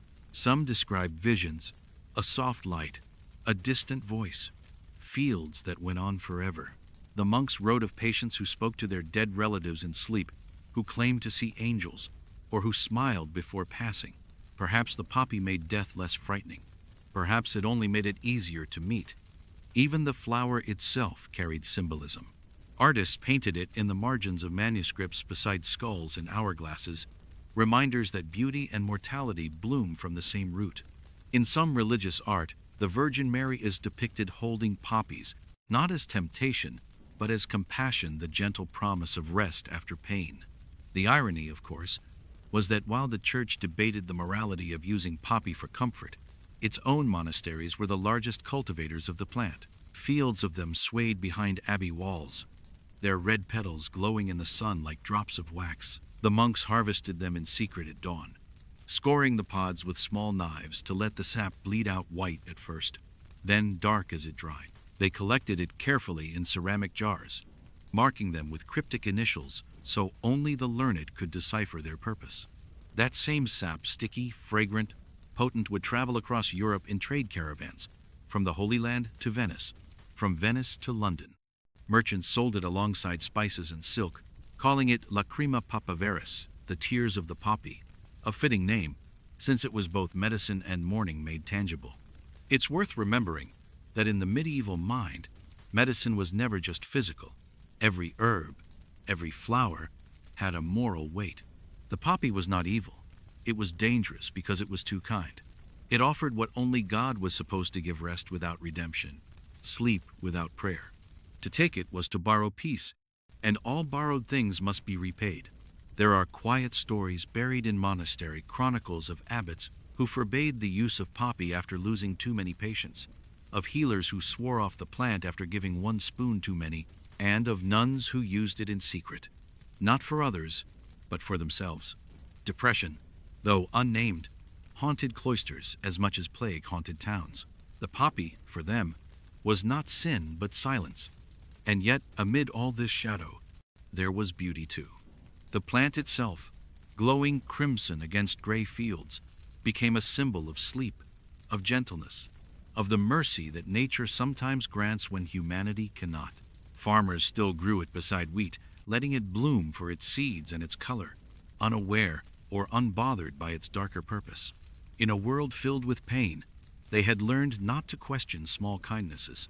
Looking back, one might say that the poppy was the truest mirror of the medieval soul, a reflection of its contradictions: faith and fear, pain and comfort, life and death intertwined so tightly that one could scarcely tell them apart. And somewhere, in a small abbey by a river, a monk sits beside a sleeping patient, his hands folded in his lap. The candle burns low. He watches the patient breathe slow, even at peace. On the table beside him, the cup that held the poppy mixture sits empty. He knows the risks. He knows the rules. But he also knows that mercy, in whatever form it comes, is still mercy. Outside, dawn begins to stain the sky. The world stirs again, full of noise, hunger, and prayer. But in that silent chamber, for just a little while longer, there is only quiet. The kind of quiet that feels like forgiveness. The monk sighs, stands, and writes a small note in the margin of his ledger. Dose uncertain, but effect divine. And thus, the medieval age continued, one flower, one spoon, one fragile breath at a time, forever balancing between pain and peace. But while the monks used the poppy for rest, another kind of smoke was rising elsewhere, from censers and incense burners, from temples and cathedrals where devotion met chemistry. And so, as our story drifts onward, we turn to the sweet haze of incense and inspiration, where even worship itself carried a faint, intoxicating perfume. The poppy fields fade into the mist, and the scent of sleep gives way to something older, thicker, and far more sacred smoke. Sweet, perfumed, and ancient, it curls upward like a ghost with good manners, climbing toward ceilings painted with saints and stars. We have left the apothecary's workshop and the monk's infirmary now, stepping into a colder, holier world, the medieval church, where heaven was not only promised but inhaled. It is morning, bells toll across the village, and the sound rolls through the fog like a summons. People shuffle toward the great stone doors, heads bowed, boots slick with mud. Inside, the air is dim and golden. Candles flicker. The first thing they smell is not wax or wood, but frankincense, resin from far-off lands, burning slowly in swinging censers held by priests in embroidered robes. The scent is heavy, spicy, almost alive. Myrrh joins it, darker and sweeter, like honey left too long in the sundae. Together they form the fragrance of holiness and, unintentionally, the world's oldest mind-altering ritual. To step into a medieval chapel was to step into another atmosphere entirely. The walls were thick, the air barely moving.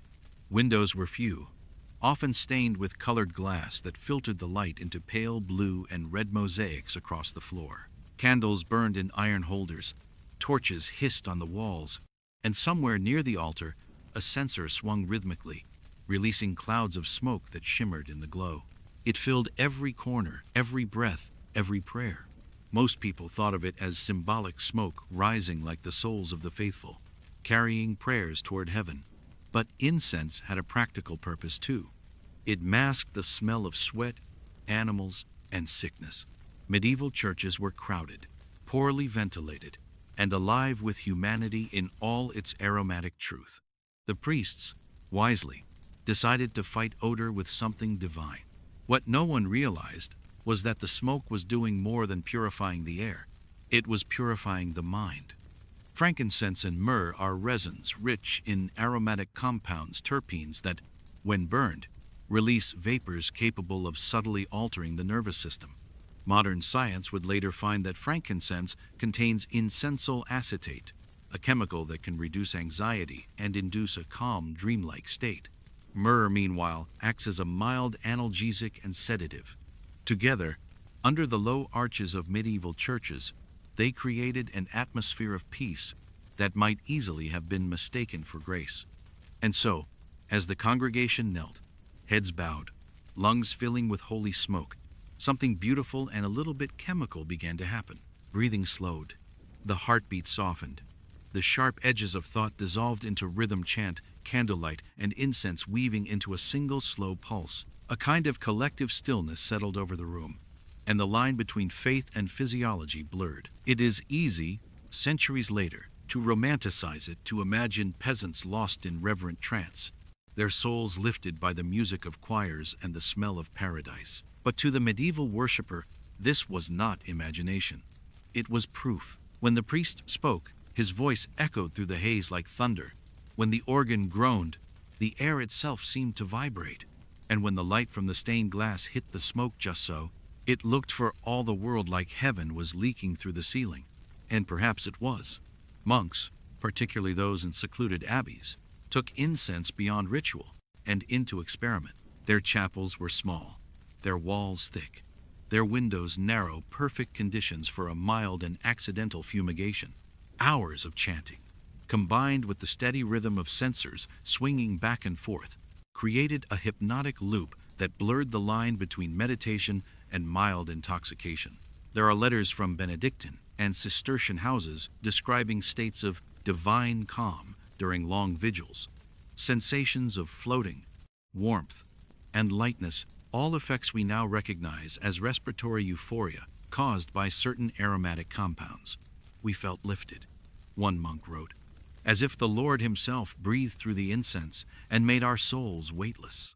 He did not know he was describing a mild hypoxic high, a blend of oxygen deprivation and terpene sedation, but perhaps that ignorance made the experience purer. In great cathedrals, the scale of the ritual turned the experience into something grander. Imagine standing in a nave taller than any building you have ever seen, the roof vanishing into shadow, the choir's voices spiraling upward until they seemed to vanish into the smoke. The scent of incense, the vibration of music, the candlelight flickering on stone, it all built toward one unified feeling: transcendence. People wept without knowing why. They saw halos in the haze, heard angels in the echoes. Some visions may have been divine, others were just a bit too much incense. And that was the strange beauty of it, that faith didn't need proof when it could be felt. You didn't have to see God to believe in him, you just had to breathe deeply enough. Priests, of course, never admitted that the effects were chemical. To them, the incense purified the soul, not the bloodstream. They measured holiness in grams of resin, swinging censers like pendulums of salvation. The richer the church, the thicker the clouds, because nothing says spiritual success like a congregation on the verge of a pleasant trance. Frankincense and myrrh were expensive, imported from Arabia and the Horn of Africa, their trade routes as sacred as their use. Caravans crossed deserts to bring them north, their value rivaling gold. A single chest of frankincense could pay a bishop's ransom. This, too, added to its mystique. The smell of incense was the smell of wealth, of sanctity, of distance. To breathe it was to touch the exotic, the divine, and the dangerous all at once, the peasants noticed. They may not have understood chemistry, but they understood contrast. The air outside was wet and earthy. Inside, it was warm and otherworldly. To attend Mass was to be transported, not metaphorically, but physically. For an hour, they could float in that perfumed fog and feel like heaven was not so far away after all. Not every experience was peaceful. Some fainted, overcome by the smoke or the heat of crowded chapels.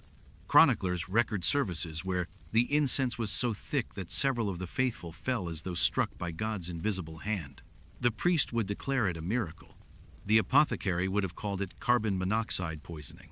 But in an age before science, collapse was as good a sign of holiness as levitation. There were skeptics, of course.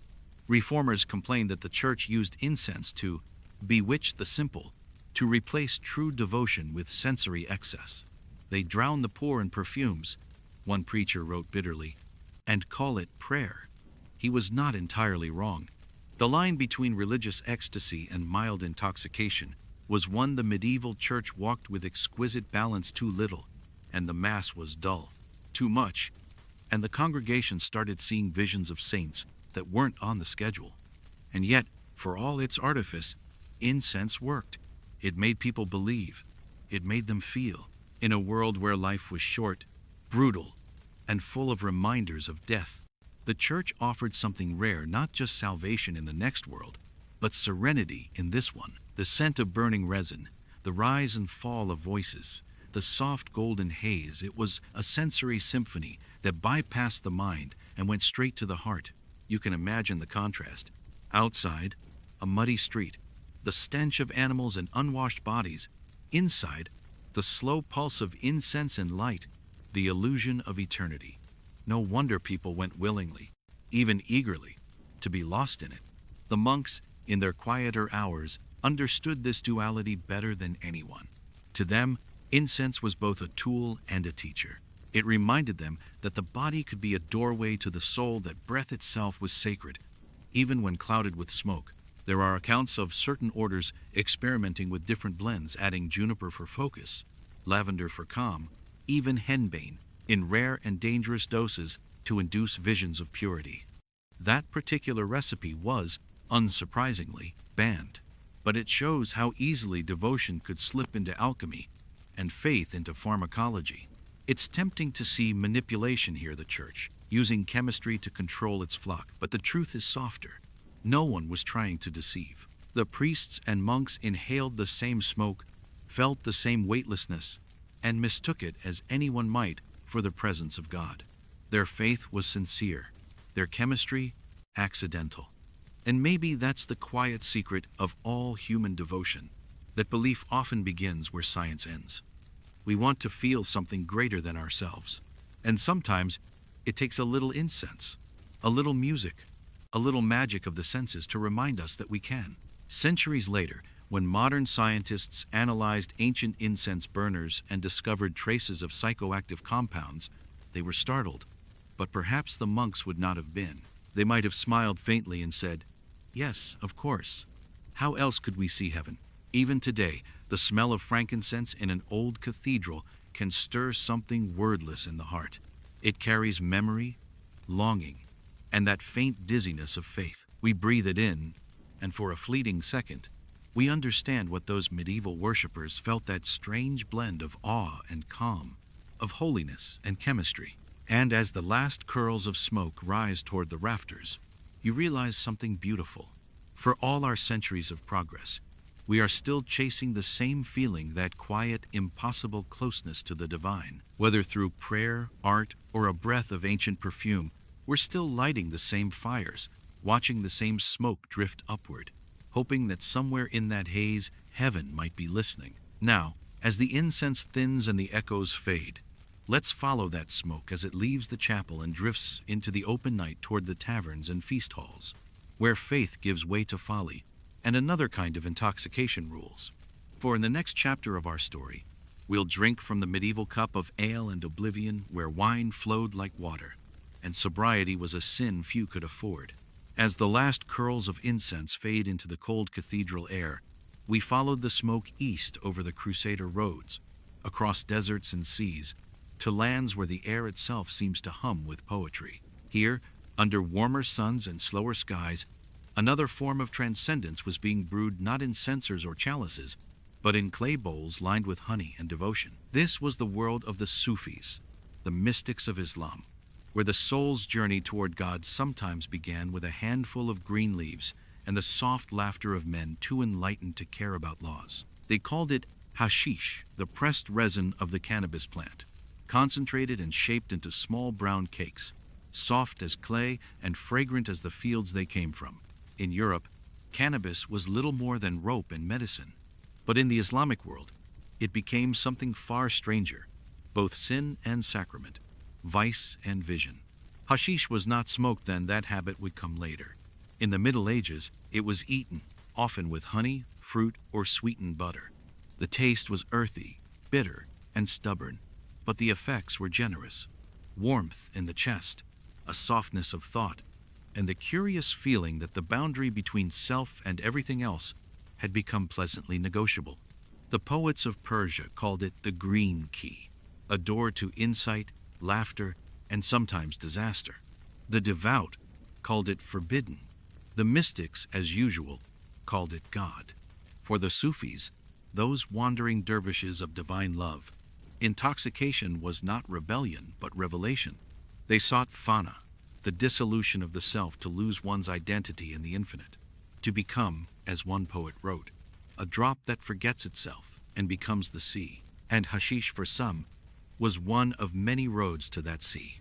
They did not use it crudely.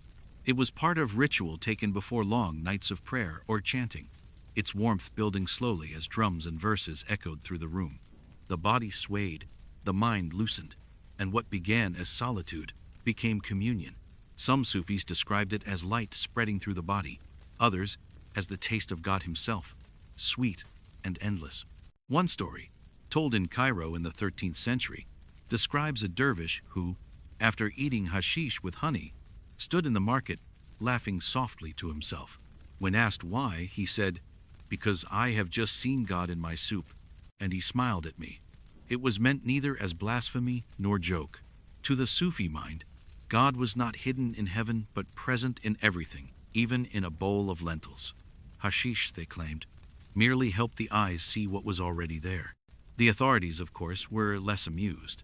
Islam, like Christianity, wrestled constantly with the line between devotion and delirium. The Quran forbade intoxication, a rule most clearly aimed at wine, but hashish, being new to the Arab world, slipped through the cracks of definition. Some clerics declared it a sin equal to drunkenness. Others shrugged and said, "It grows from the earth. How can we forbid what God himself planted?" This question would occupy scholars for centuries, and the answer was usually, ban it anyway. Hashish was outlawed in Egypt, Persia, Syria, and even Anatolia repeatedly, passionately, and with roughly the same level of success as every prohibition in history.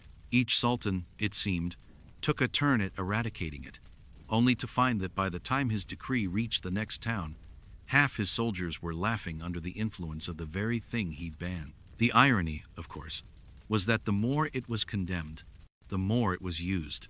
In times of war, famine, or religious austerity, hashish thrived a rebellion not of violence, but of vision.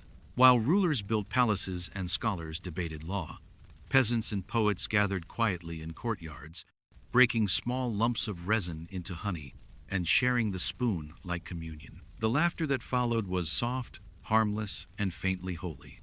European chroniclers, returning from crusades, wrote about it with the usual mix of fascination and fear. They spoke of hashish eaters, men who lived in constant rapture, who claimed to speak with angels, and who seemed entirely immune to pain. Some of these stories were exaggerated, others wildly so.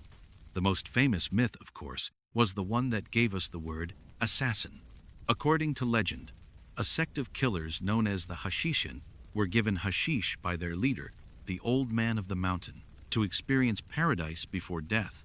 In truth, the tale was mostly propaganda, a mix of mistranslation and paranoia, but it stuck, as good legends do. The West remembered hashish not as a spiritual herb, but as the fuel of fanaticism. The reality was gentler.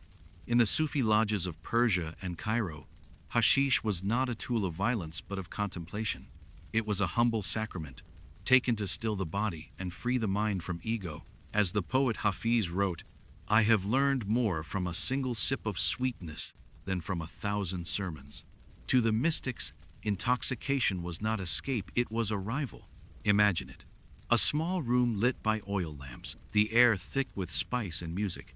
A bowl of hashish sits on the floor beside cups of warm milk and honey. The men, and sometimes women, sit cross-legged, their voices rising and falling in the rhythm of prayer.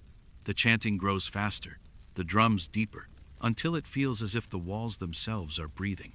Someone laughs softly. Another begins to weep. Eyes close. Time dissolves. For a moment, everyone in the room forgets who they are. And perhaps that was the point. Sufi philosophy held that the ego, the nafs, was the veil between humanity and the divine. To lose oneself, even briefly, was to draw closer to God. And so, while the jurists wrote decrees and the rulers issued bans, the Sufis kept dancing, kept chanting, kept eating the green sweetness that made them light enough to spin. Their heresy was joy, their sin was wonder. Not everyone who tried hashish was a mystic, of course. In crowded cities like Cairo and Baghdad, hashish dens flourished in the poorer quarters. Travelers described rooms filled with smoke, laughter, and the lazy strumming of lutes. Men reclined on mats, their eyes half closed, their thoughts somewhere between poetry and sleep. It was a gentler vice than wine. No fights, no brawls, just an unhurried drift through conversation and silence. They forget the world, one chronicler wrote, and the world forgets them. And, for some, that forgetting was dangerous. Hashish could numb as easily as enlighten, and many fell into idleness, trading prayer for daydreams. Sufi masters warned against this not because the plant was evil, but because it was too kind. "The door is open," one sheikh told his disciples, "but do not mistake the fragrance for the garden. To see God in your soup was beautiful, but to stay staring at it forever was folly." And yet, for all the warnings, the plant endured, quiet, patient, eternal. It spread from Cairo to Istanbul, from Persia to India, carried in saddlebags and memory, always accompanied by the same paradox. Condemned by religion, sanctified by experience, it was outlawed again and again, and every time it returned, smiling faintly, as if amused by human effort. In a way, the story of medieval hashish is the story of humanity's oldest impulse, the desire to dissolve boundaries. Between rich and poor, sacred and profane, mortal and divine, the Sufis didn't seek oblivion. They sought unity, that strange moment when the self melts into something infinite and gentle. And whether that moment came through prayer, dance, or a spoonful of honeyed resin didn't seem to matter. Centuries later, Western travelers encountering Sufi ceremonies would describe them with a mixture of awe and misunderstanding. They saw spinning men, sweet smoke, and ecstatic chants, but they missed the essence, that this was not chaos, but choreography, not indulgence, but surrender. Even the bands, when read closely, sound almost affectionate. One Persian decree forbade the public use of hashish, which causes laughter and lightheadedness, leading men to forget their hunger and women to sing. The punishment? Confiscation of the substance and a stern warning to attend mosque instead. Hardly the wrath of God, more like an exasperated parent saying, "Please stop giggling during prayer." Hashish never stopped giggling. It survived dynasties, crusades, and conquests. When the Mongols burned Baghdad, they found the Sufis still spinning, still laughing, still dipping their resin into honey. When new empires rose, they too tried to ban it, and hashish nodded politely, waited a decade, and bloomed again. You can outlaw a leaf, but not the longing behind it. By the late Middle Ages, the plant had become a quiet undercurrent of faith, a whisper of rebellion in a world that had grown too stern. To eat hashish was to say, softly but firmly, "The world is not enough." It was not about sin or escape, but the human hunger for wonder, the same hunger that filled cathedrals with incense and monasteries with poppies. So when you think of the Middle Ages, don't picture only mud, plague, and penitence. Somewhere, in a courtyard in Cairo, a group of men sit cross-legged beneath a crescent moon, passing a bowl of sweetened resin and reciting verses that shimmer in the night air. They speak of love, of mercy, of the divine hidden in the smallest things, a grain of rice, a flicker of candlelight, a mouthful of smoke. They are laughing, not because they are foolish, but because, for a brief moment, they feel infinite. And somewhere, just beyond the reach of law and reason, the scent of hashish mingles with honey and prayer, the quiet perfume of a world that dared to taste paradise while still on earth. Now, as the night deepens and the laughter fades into silence, we turn westward again to the alehouses and banquet halls of medieval Europe, where faith gave way to fermentation, and mankind's oldest escape poured from a barrel. It's time to raise a cup to ale in oblivion, and toast the history of humanity's favorite liquid illusion. From the fragrant haze of Sufi gardens and honeyed resin, our journey drifts back toward Europe, colder now, grayer, the light harsher, the humor drier. Here, the mystics didn't seek transcendence through smoke or chanting, but through something simpler, cheaper, and far more democratic: alcohol. In a world where the rivers shimmered with filth and the wells carried disease, alcohol was not a luxury, it was survival. Safer than water, easier than prayer, and, depending on the recipe, occasionally more nutritious than bread. Everyone drank it: peasants, nobles, monks, children. Not to get drunk, exactly, though that happened often enough, but because the alternative was dysentery. Sometimes getting high in the Middle Ages wasn't a choice, it was breakfast. It's easy to forget just how central alcohol was to medieval life. Every day began and ended with it. Peasants started mornings with small ale, a weak beer brewed from barley, and whatever else could be coaxed into fermentation. At midday, they drank stronger stuff, enough to dull the ache of labor. Supper, when there was any, came with cider or mead. and even the children sipped diluted ale like it was milk. Wine was for the upper classes and monasteries, but even that trickled down sometimes literally when the monks sold their leftovers to the local tavern. Water, by contrast, was a gamble. Streams carried sewage, wells were shallow and poorly sealed, and the concept of sanitation was about 7 centuries away from making sense. Alcohol, by virtue of boiling and fermentation, killed the things water could not. So the human race, ever practical, turned necessity into pleasure. Monks, of course, perfected the art. If the medieval church feared intoxication, it also depended on it. Benedictine, Cistercian, Trappist names that still echo through modern breweries began as communities of men trying to glorify God through craftsmanship and discipline. Brewing beer was part of that discipline, a holy duty that filled the monastery with the sweet, earthy smell of malted grain. The monks brewed for themselves, for travelers, and for the poor. It was charity, but also a very good business model. Records from the 12th century show monasteries producing thousands of gallons of ale each year, measured not in liters but in salvation. They even had quality grades: pittance ale for monks during fasting days, strong ale for feast days, and small beer for the peasants. Monks drank as much as 5 pints a day, which made for very cheerful prayers. When chroniclers described holy men lifting their spirits to heaven, one suspects they meant it quite literally. Wine, meanwhile, was the aristocrat of intoxicants. Imported from France and Italy, it traveled in oak barrels across treacherous seas, arriving sour, salted, and priceless. Nobles flavored it with honey, cinnamon, and herbs, turning it into hippocras, a kind of medieval sangria served warm in silver cups. It was medicine, dessert, and performance all in one. To drink wine was to prove you were above the mud. It was the taste of civilization, fermented, fragrant, and usually watered down both for economy and decency. But while nobles sipped spiced wine beside roaring hearths, the peasants found joy in the simplicity of ale. Brewed in cottages, stored in clay jugs, and served in wooden mugs, it was social glue, the one luxury everyone could afford, and the only escape most could find. Taverns became the beating hearts of villages, smoky, loud, and alive with the kind of honesty people only find after their second drink. In the alehouse, hierarchies softened. The reeve could share a table with the shepherd, the blacksmith could argue with the priest, and for a few hours, everyone's opinions mattered equally. Gossip flowed as freely as beer, and both were stronger the longer they Saturday marriage deals were struck, feuds forgotten, debts forgiven, or, just as often, created. And while songs and laughter rose, so too did the occasional brawl, which usually ended not with violence but with 2 men collapsing into sleep beneath the same bench. For the medieval mind, alcohol was many things: nourishment, medicine, indulgence, and sacrament. Physicians prescribed wine for digestion, ale for melancholy, and mead for fertility.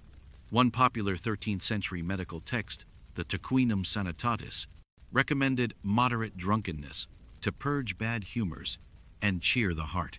Moderation, of course, was relative. By their standards, a man who could still recite the Lord's Prayer without slurring was practically sober. And so, half the population lived in a mild, perpetual buzz. It wasn't intoxication, it was hydration with side effects.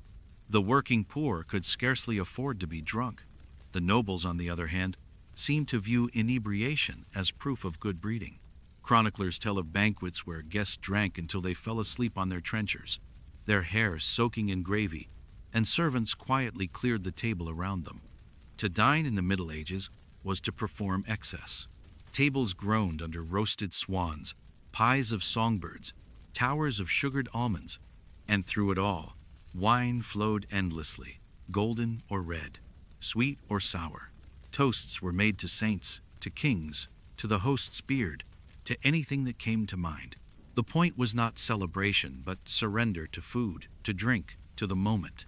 Tomorrow would be cold, hungry, and uncertain. Tonight was for forgetting. Even the clergy, those supposed models of restraint, could not escape the pull of the cup. Monastic rules often included clauses on drinking, and the very existence of such clauses tells you everything you need to know. Let the brothers drink moderately, wrote Street Benedict, defining moderate as roughly 1 heaping flagon per day. The monks obeyed devoutly, adding a second for contemplation. Wine became holy by association. It was Christ's blood, after all. Though the average parish priest's consumption might have alarmed even the Savior himself, communion wine was thick and sweet, meant to survive long journeys and hide imperfections. The laity rarely tasted it.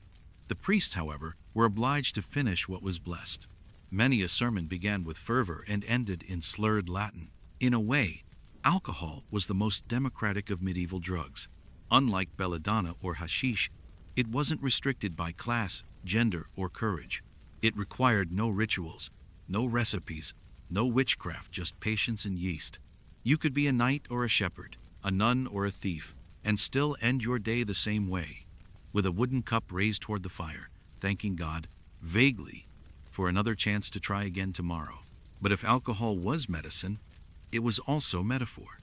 It dulled pain, physical, emotional, and existential, and replaced it with something warm and fleeting. In a time of plague, war, and endless winter, that warmth felt like proof that life could still be kind. People didn't drink to escape reality. They drank to make it bearable. There was, of course, a darker side. Chroniclers mention entire villages staggering through Lent in various stages of intoxication. The line between festivity and dependence blurred easily, and accidents were common. Drownings in ale barrels appear with grim regularity in court records, usually followed by the note, "a tragic act of God." But even these deaths carried an odd kind of poetry, a man meeting his end in the very thing that had kept him alive. Among the wealthy, alcohol became almost philosophical. In royal courts, drunkenness was a form of diplomacy. To drink deeply with a rival was to show trust or to ensure he passed out before stabbing you.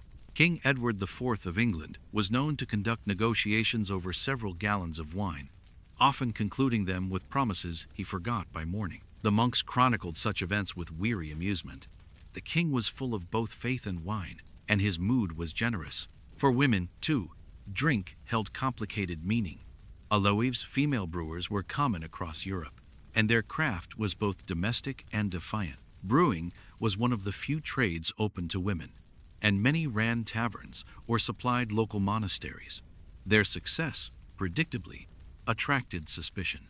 Some were later accused of witchcraft, their brewing tools mistaken for magical paraphernalia, a bubbling cauldron, a broom for sweeping grain, and a pointed hat to keep flies away somehow. Centuries later, they became the witch's standard kit. It's possible that every Halloween costume owes its silhouette to a medieval brewer. But for all its chaos, alcohol was civilization's quiet glue.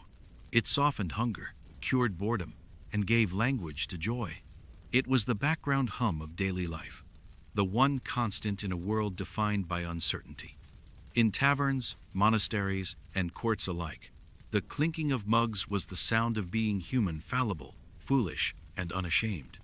When the day's work ended, when the fields froze, when prayers failed to bring comfort, there was always the cup. And in that moment, as the ale foamed and laughter filled the room, even the poorest laborer could taste something that felt like heaven, fermented, fleeting, and slightly flat by morning. And if the hangover came, as it always did, there was no regret, only the quiet, unspoken understanding that this, too, was part of the ritual. Pain, relief, and repetition, the holy trinity of medieval existence. So perhaps it's no surprise that when a monk once wrote, "The heart of man is gladdened by wine," he wasn't quoting scripture, he was writing from experience. Now, as the candles gutter low and the tavern grows quiet, our journey through the intoxicants of the Middle Ages draws toward its stranger chapters, still those accidents of chemistry and fate that turned hunger into hysteria. Next, we'll meet the poisons that pretended to be food, and the miracles of madness they left behind, ergot and holy fire, where bread became both blessing and curse, and salvation was sometimes just a symptom. If the medieval world had a sense of humor, it was a dark one. After all the herbs, brews, and holy smokes that humans sought on purpose to escape pain or glimpse divinity, nature decided to get involved and give them a vision or two entirely by accident. No careful brewing, no whispered prayers, no sin or secrecy required. Just hunger, a bad harvest, and a few unlucky loaves of bread. This was ergot, a parasitic fungus that grew quietly on rye, its tiny black spores nestling between the grains like seeds of mischief. It thrived in damp summers, especially in the poorer regions of Europe, where rye was the grain of survival. It spread unseen, turning what should have been the staff of life into a ticket to delirium. The peasants didn't know it, of course. They ground their grain as usual, baked their bread, blessed it, and ate. Then they began to dance. It started with twitching, a tingling in the fingers, a burning in the legs. Then the spasms came, arms jerking, bodies twisting, laughter and screams mingling into one strange, horrifying rhythm. Some people saw lights. Others claimed to see angels, demons, or rivers of fire spilling across the fields. Entire villages convulsed in unison, as if possessed by some ecstatic plague. They stumbled into the streets, singing, wailing, flinging their limbs toward heaven or into each other's faces. And once they started, they could not stop. Chroniclers called it Street Anthony's fire. The monks called it a test of faith. The victims called it hell. The cause, however, was far less spiritual. The fungus Claviceps purpurea, found on contaminated rye, produces a cocktail of alkaloids, powerful chemicals that constrict blood vessels, cause gangrene, and in small doses induce vivid hallucinations. Centuries later, those same compounds would inspire a Swiss chemist named Albert Hofmann to synthesize something called LSD. But in the Middle Ages, nobody needed laboratories. Their laboratory was the bakery, their experiment conducted daily at mealtime. The symptoms varied. Some victims burned from within, their limbs turning black and brittle as circulation failed. They felt as if they were on fire, hence the name holy fire. Others experienced a milder, more bewildering form. Fits of laughter, visions, delirium. They danced through the streets, clutching one another, singing hymns until they collapsed. In some places, the priests joined in, trying to exorcise the madness by dancing alongside the afflicted, as though matching rhythm might tame it. It never did. The church, as always, saw morality where science saw mold. Those struck by the dancing plague were said to be cursed, punished for sin, or possessed by devils. In Strasbourg, in the hot summer of 1518, hundreds of people were seized by the urge to dance uncontrollably for days. They moved until their feet bled, until exhaustion took them one by one. The town council hired musicians, thinking the rhythm might help. But the music only made things worse. It was mass hysteria. Yes, but it may also have been mass intoxication. Bad bread, warm air, and terrified minds a recipe for shared hallucination. To the victims, reality came undone. The air shimmered, the ground rippled. Some saw the Virgin Mary. Others saw fire pouring from their own hands.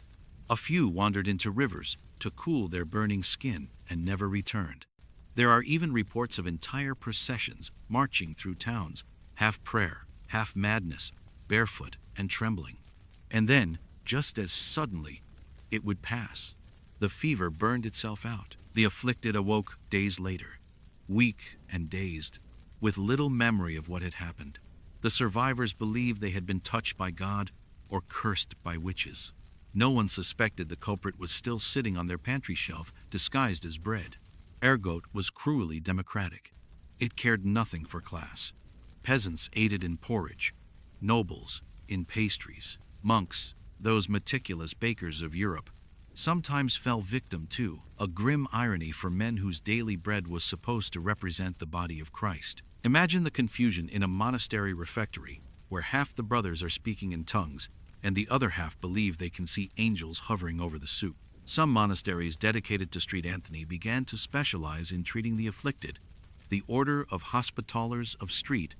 Anthony, founded in the 11th century, built hospitals across France and Germany, where sufferers of holy fire were brought for care. Their symbol, a blue Tau cross, became a sign of hope for those whose limbs had already begun to blacken. The monks had no idea they were treating poisoning. They only knew that diet mattered. Miraculously, when patients stopped eating rye bread and switched to wheat or barley, they improved. The monks called it divine intervention. Modern medicine calls it dietary luck. But while ergot maimed bodies, it also altered minds.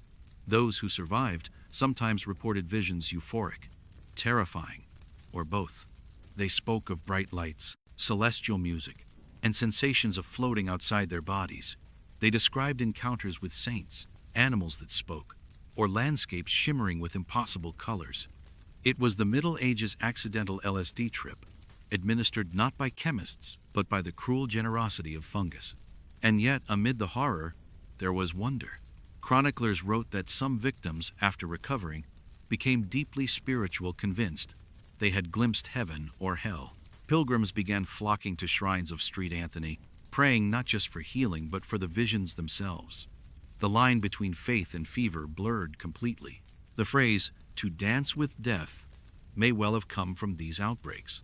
For many, that was exactly what happened. Gangrene set in. Fingers, toes, and limbs rotted away, often painlessly, thanks to ergos narcotic effects. The monks amputated what they could, offering relics and prayers for the rest. Those who died were buried beneath fields that, with cruel persistence, grew rye again the next spring. The fungus never really left. It waited in the damp soil, thriving on ignorance. Every few years the fire returned. In one 9th century outbreak along the Rhine, thousands perished. In another, mothers miscarried, infants were stillborn, and whole villages starved because no one dared eat the bread that had fed them for generations. But starvation, too, was a kind of death. And so they returned to the fields and baked again. The church eventually codified it as a spiritual affliction. Pain was purification. Visions were divine. The sufferers were often depicted in paintings, writhing in the flames of St. Anthony's fire, reaching upward as monks prayed over them. The blue tau cross appeared everywhere, carved into doorways, stitched into clothing, painted onto banners. It was the Middle Ages' quiet acknowledgement that death had small spores before it had small paws. Even now, the thought of it feels unsettling, that the same grain which sustained Europe could betray it so intimately. Bread was sacred, the very symbol of life. To break bread was to share humanity itself. To have that bread turn poisonous was a kind of cosmic cruelty, as though God himself had grown tired of the recipe. Historians sometimes wonder how much of medieval mysticism, witchcraft, and prophecy was born from ergot's invisible hand. How many visions of saints or devils began in a bakery? How many possessions were nothing more than poison?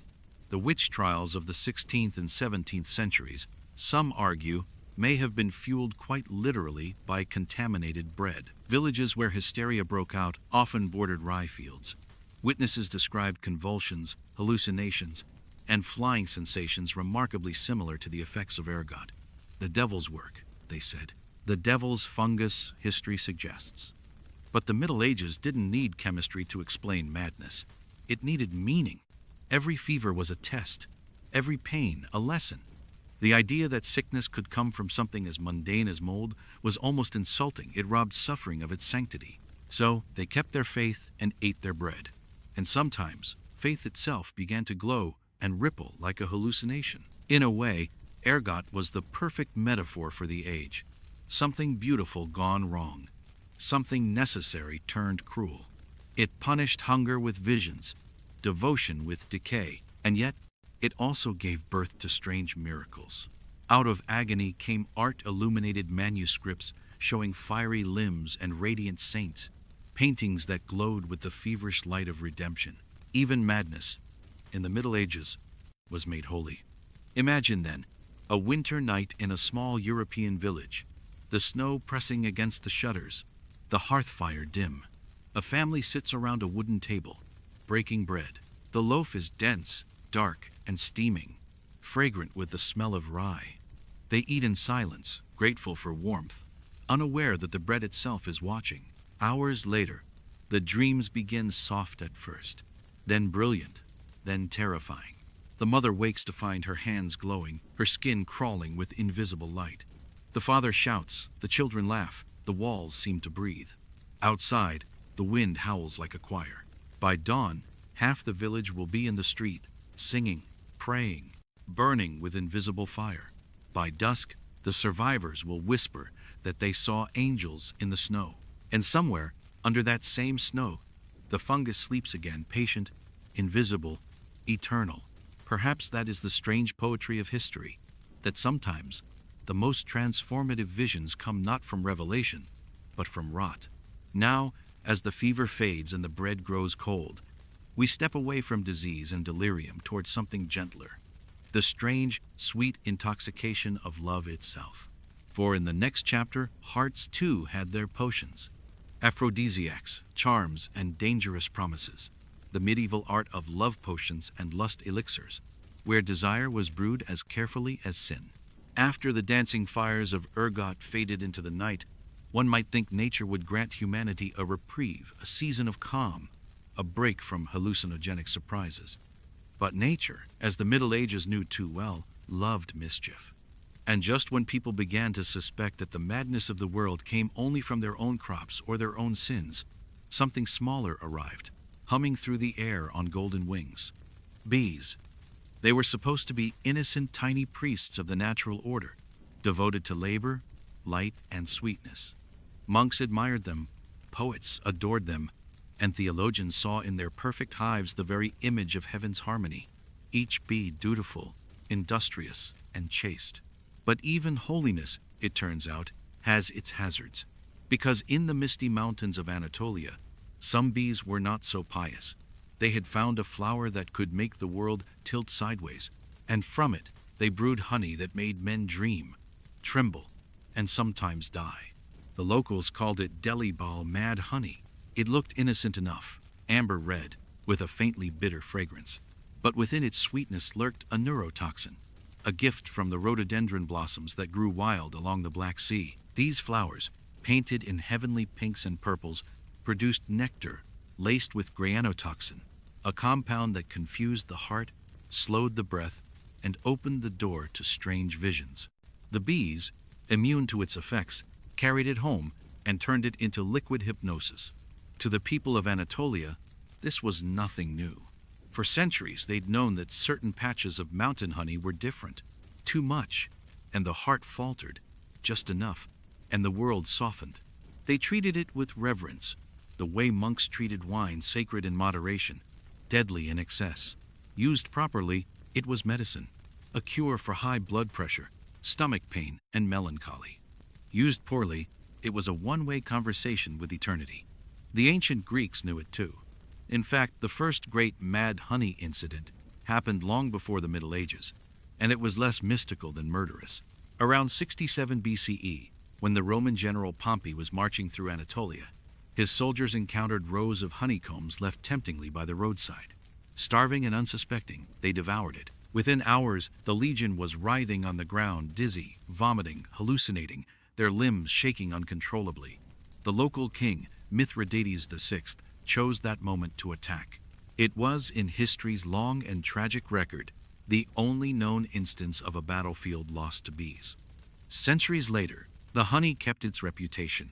Travelers spoke of it in whispers of honey that could make you see angels or collapse where you stood. Monks passing through Anatolia recorded stories of pilgrims who claimed to have seen God's lanterns after a spoonful too many. Healers praised its power to purge sickness and induce prophetic dreams. Thieves, inevitably, found other uses. More than one poisoned cup of wine in Byzantine courts was sweetened with a little too much of the wrong honey. It was a subtle weapon, the kind that killed with grace and plausible deniability. But for all its danger, Delibal held an irresistible charm, perhaps because it seemed to blur the border between pleasure and punishment, the very essence of the medieval world. Honey was purity incarnate, the food of paradise, the stuff of psalms and wedding feasts. To find poison hiding within it felt almost poetic. Even the bees, it seemed, had learned sin.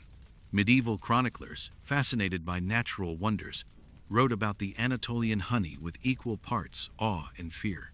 The Physiologus, an early bestiary of the Christian world, claimed that in the East there are bees that gather sweetness from wicked flowers, whose taste doth gladden and slay. The contradiction delighted them, sweetness that killed, purity that deceived. It was a reminder, as the monks liked to say, that all creation mirrored the soul, capable of both honey and venom. And yet, for those willing to risk it, the experience was transcendent. Accounts from travelers describe hallucinations that sound almost divine, visions of golden light, voices of ancestors, sensations of floating beyond the body. One Persian physician noted that the afflicted speak truthfully for a time, and then forget they are men. The Sufis, ever fond of paradox, sometimes spoke of honey sleep, a state of bliss so deep it blurred the line between intoxication and revelation. But most users weren't mystics, just people looking for relief. In the small villages that dotted the Black Sea coast, mad honey was kept in tiny clay pots beside the hearth. A spoonful was stirred into warm water for aching joints or an anxious heart. Mothers gave it to their husbands before battle or their children before sleep, whispering prayers as if addressing a small, moody god. The effects varied. Some slept peacefully, others saw colors spill from the fire, heard voices in the wind, or found themselves unable to move as their heartbeat slowed to a whisper. Still, they used it again the next winter. Suffering, like hunger, makes gamblers of us all. Europe, for its part, learned of mad honey through rumor and trade.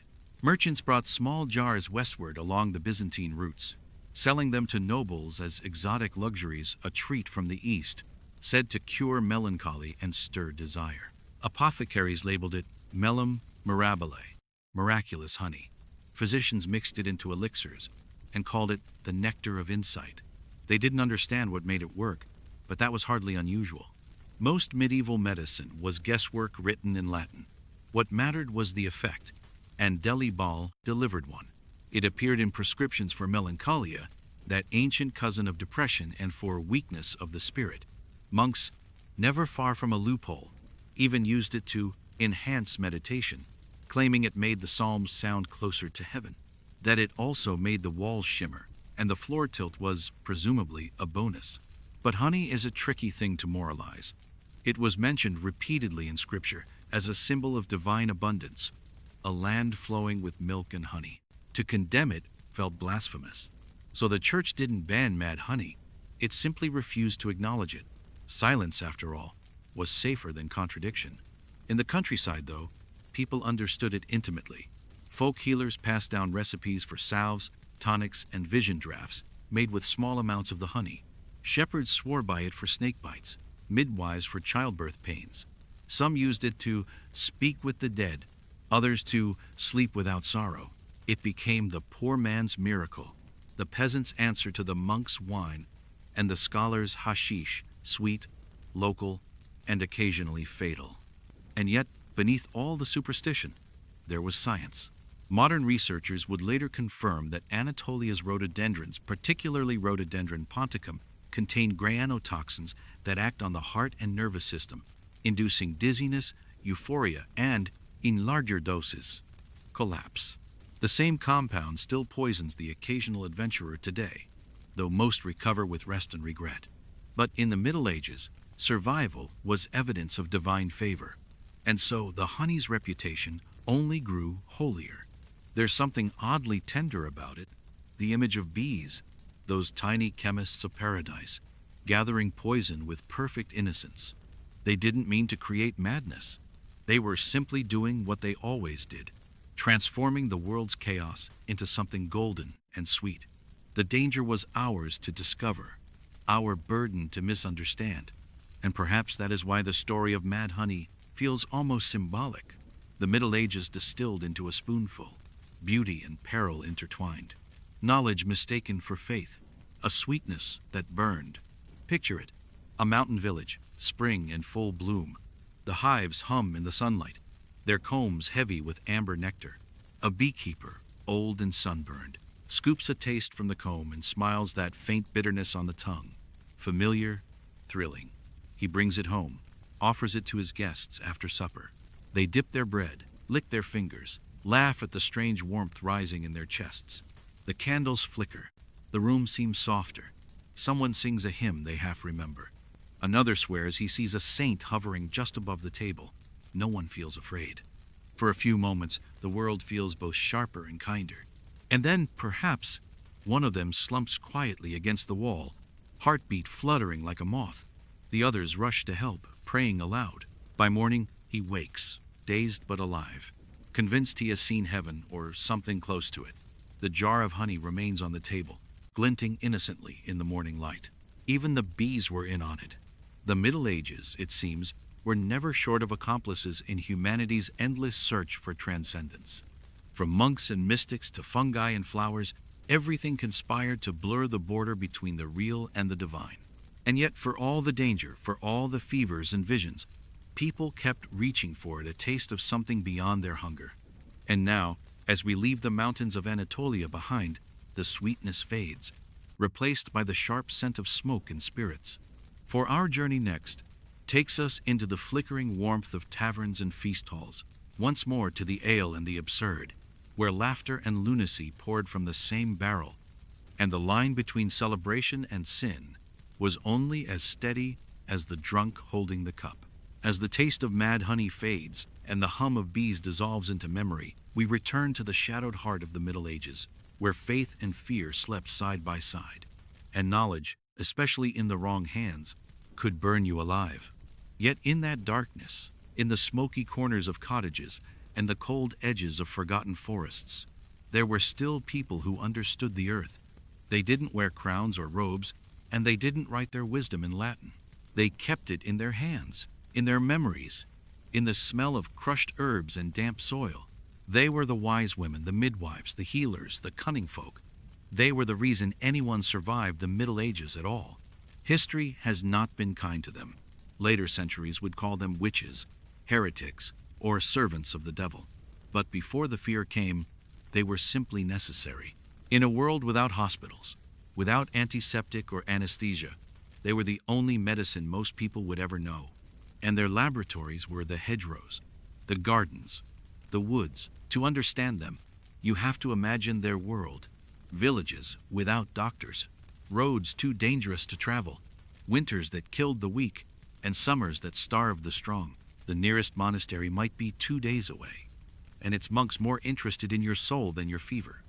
So when a child was born blue and silent, or a farmer's leg festered after a harvest wound, people went not to priests, but to her, the woman who lived near the edge of the forest, whose door smelled faintly of thyme and smoke. Inside her cottage, the air would be thick with the scent of drying herbs, sage for cleansing, yarrow for bleeding, lavender for sleep. Bundles hung from the rafters. Jars lined the shelves, filled with liquids of uncertain color. She might not have been able to read a single word, but her mind was a living encyclopedia. She knew which plants grew in shadow, which bloomed after rain, which roots whispered secrets if boiled just long enough. Her measurements weren't written but felt, a pinch for sorrow, a handful for pain. To her neighbors, she was both comfort and mystery. They whispered that she could ease childbirth, cure fever, calm the dying. They also whispered that she could curse crops or charm a lover. It was impossible to separate respect from fear. In the medieval mind, power was always dangerous, especially when it came from a woman. Yet her power was practical, not mystical. She worked in the language of the body, not the Bible. She knew that willow bark soothed pain long before anyone discovered aspirin, that mint cleared the stomach, that foxglove steadied a faltering heart. She brewed teas that could knock a grown man into dreamless sleep, and poultices that drew infection from wounds that would have killed otherwise. In an age when the church declared illness a test of faith, she treated it as a puzzle to be solved. It's no wonder the peasants trusted her more than the priests. The priest could pray over your child, but the wise woman might actually save it. Her relationship with the church was uneasy, to put it mildly. On one hand, priests relied on her too quietly. They brought her herbs for their headaches, salves for their gout, tonics for their melancholy. On the other hand, they preached from the pulpit that such women consorted with demons, that their charms were blasphemous parodies of holy sacraments. The boundary between miracle and magic was thin, and the church liked to keep miracles on its side. So they tolerated her until they didn't. In times of peace and prosperity, the wise woman was tolerated, even admired. In times of plague or famine, she became a target. When crops failed, it was her garden that thrived too well. When livestock died, it was her shadow they remembered passing by.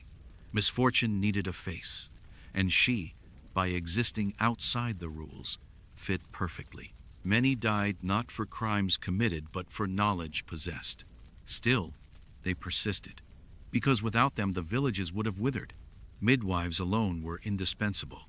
In an age where childbirth was as dangerous as battle, these women guided life into a world that often didn't want it. They worked by candlelight, steady hands and calm voices, while the priest waited outside, muttering prayers that did nothing to ease the mother's screams. The midwife knew when to cut, when to push, when to pray, and when to lie. If both mother and child lived, the credit went to God. If either died, suspicion fell on her. Their remedies carried both healing and risk, for medieval medicine was always a game of balance between pain and poison, cure and curse. Belladonna, for example, was used to dilate pupils or numb agony. Too much, and it silenced the heart. Henbane soothed spasms, but it also whispered madness. The wise women knew these plants intimately, as one might know volatile friends, how far they could be trusted, how much was too much.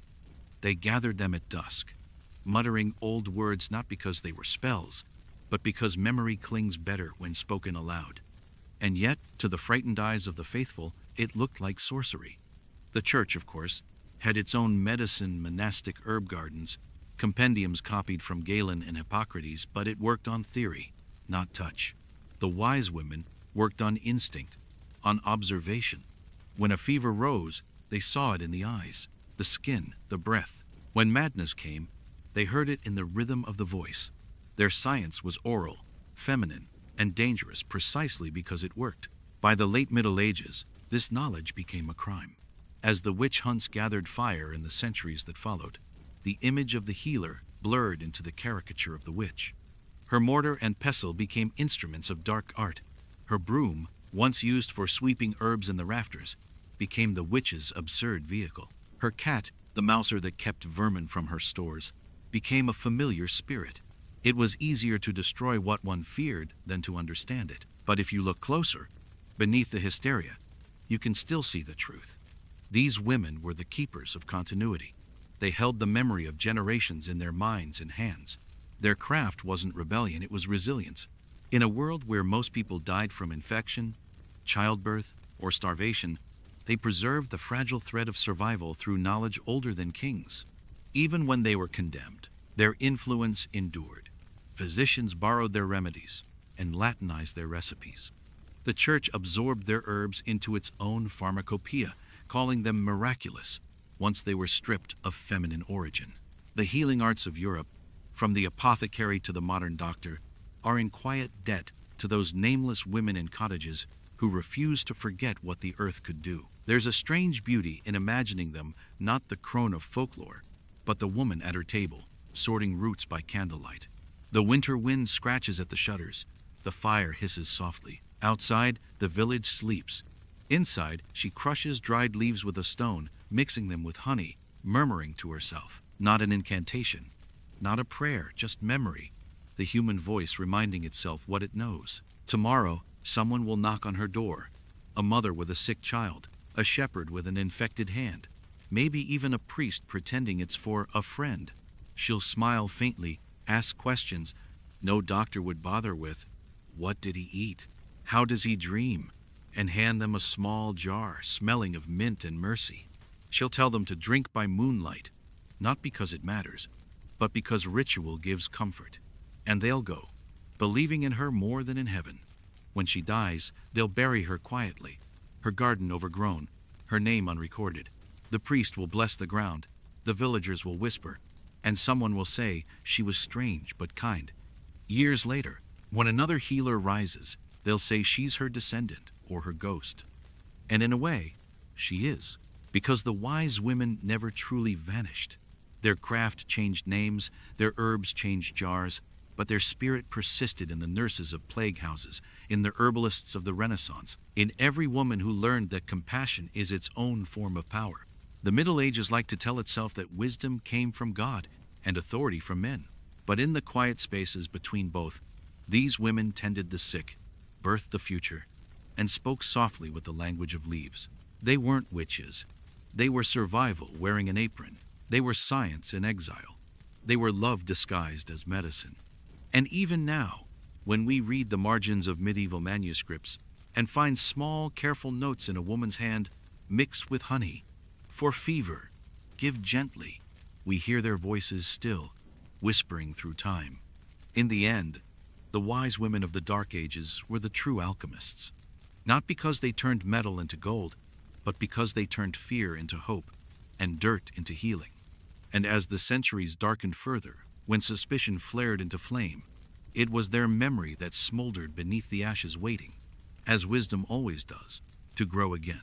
Now, as the night deepens and the cottage candle burns low, we follow the trail of their herbs to one last chamber of medieval intoxication, one where holiness and madness met under the same roof. Monks and mushrooms, where prayer and poison shared the same garden, and enlightenment sometimes began with a bite. By the time the last embers of the wise women's hearths faded into smoke, another fire was already burning, one lit, not by witches, but by the church itself. For all its talk of divine order and holy reason, medieval Christendom was constantly haunted by the same question that had plagued the human soul since the beginning. What separates revelation from madness? What is the difference between a vision sent by God and one brewed accidentally in a cup of herbs? The line, as it turns out, was as thin as incense smoke. In the candlelit stillness of abbeys and cathedrals, monks spoke in low tones of divine light and rapture, experiences that, when described, sounded suspiciously like the visions the church condemned elsewhere. A saint's trance was sacred, a peasant's trance was dangerous. Holiness and hallucination often shared a pew, but one sat nearer the altar.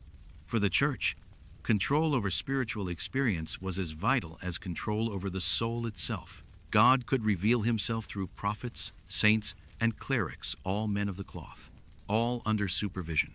But when shepherds or farmers began claiming visions after drinking too much poppy tea or inhaling a bit too much incense, something had to be done. Unregulated enlightenment was bad for doctrine, and yet hypocrisy ran like a fine thread through the entire medieval tapestry. Behind monastery walls, where silence was rule and sleep was optional, chemistry thrived in all but name. Monks, with their gardens of medicinal plants, were the medieval world's quiet scientists, though they would never have used that word. They grew valerian for sleep, mandrake for pain, sage for cleansing, and hemlock for what they called divine stillness. Their herbal manuals, copied by candlelight, read like recipes for controlled visions. Take the root of mandrake and dry it beneath the moon, crush it with wine and honey, and take 1 spoon before prayer. A dose for insight, a dose for death. Only God could tell the difference. It was an open secret that many monasteries brewed their own sedatives and dream tonics meant to calm the mind during long vigils. A monk was expected to pray through the night, fasting, chanting, and meditating until his body gave out. But fatigue, hunger, and sleeplessness are their own drugs. Add a cup of valerian wine or a draught of poppy syrup, and visions became inevitable. The line between mystical ecstasy and chemical confusion blurred completely. Some chroniclers described holy men who saw the heavens open after nights of fasting and herbal sleep. Others reported voices of angels, heard during illness symptoms we now recognize as fever and delirium. The church accepted these as proof of sanctity, provided the visions matched scripture. But if a peasant saw a vision that contradicted official teaching, if her angel said something new, she was a heretic. That, more than anything, was the church's problem with chemistry. It democratized revelation. Herbs didn't care about hierarchy. A barefoot girl in a field could see what only bishops were meant to see. And worse, she might believe it was true. So the church drew its boundaries. Visions in cathedrals were holy. Visions in cottages were witchcraft. The herb gardens of monks were sanctified. The herb gardens of midwives were suspicious. Monastic elixirs were called miraculous tonics, while the same ingredients in the hands of women became flying ointments. Heaven help you if you made a sleeping potion without permission, or worse, if you admitted it worked. And yet, the hypocrisy wasn't malicious so much as inevitable. The church was built on faith, but it survived on order. It needed mystery to sustain its authority, but not so much that mystery became accessible to everyone. When peasants began seeing angels in their stew or confessing that God spoke to them in dreams, the hierarchy trembled. It was easier to label them bewitched than to admit that the divine could visit anyone. Still, some clergy were torn.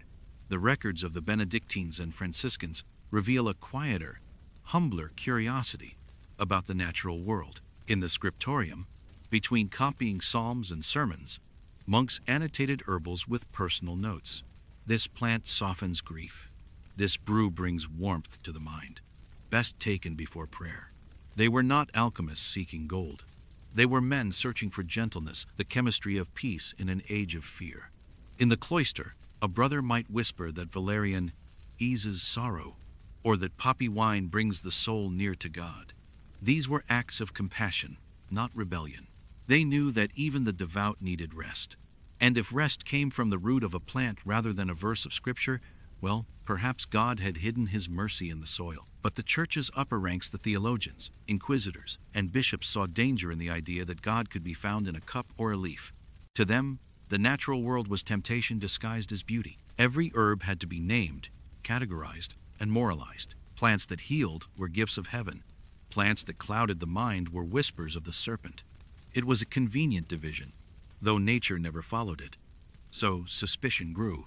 Herbalists and lay healers were quietly watched.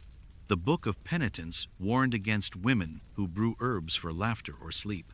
Parish priests were instructed to question anyone who claimed to have seen lights or spirits after consuming roots or fumes. A particularly nervous bishop in 1326 declared, "Satan dwells in the vapors of herbs." One wonders if he had simply inhaled too much incense. Meanwhile, in the same century, monastic brewers were perfecting ale strong enough to make even the angels sway.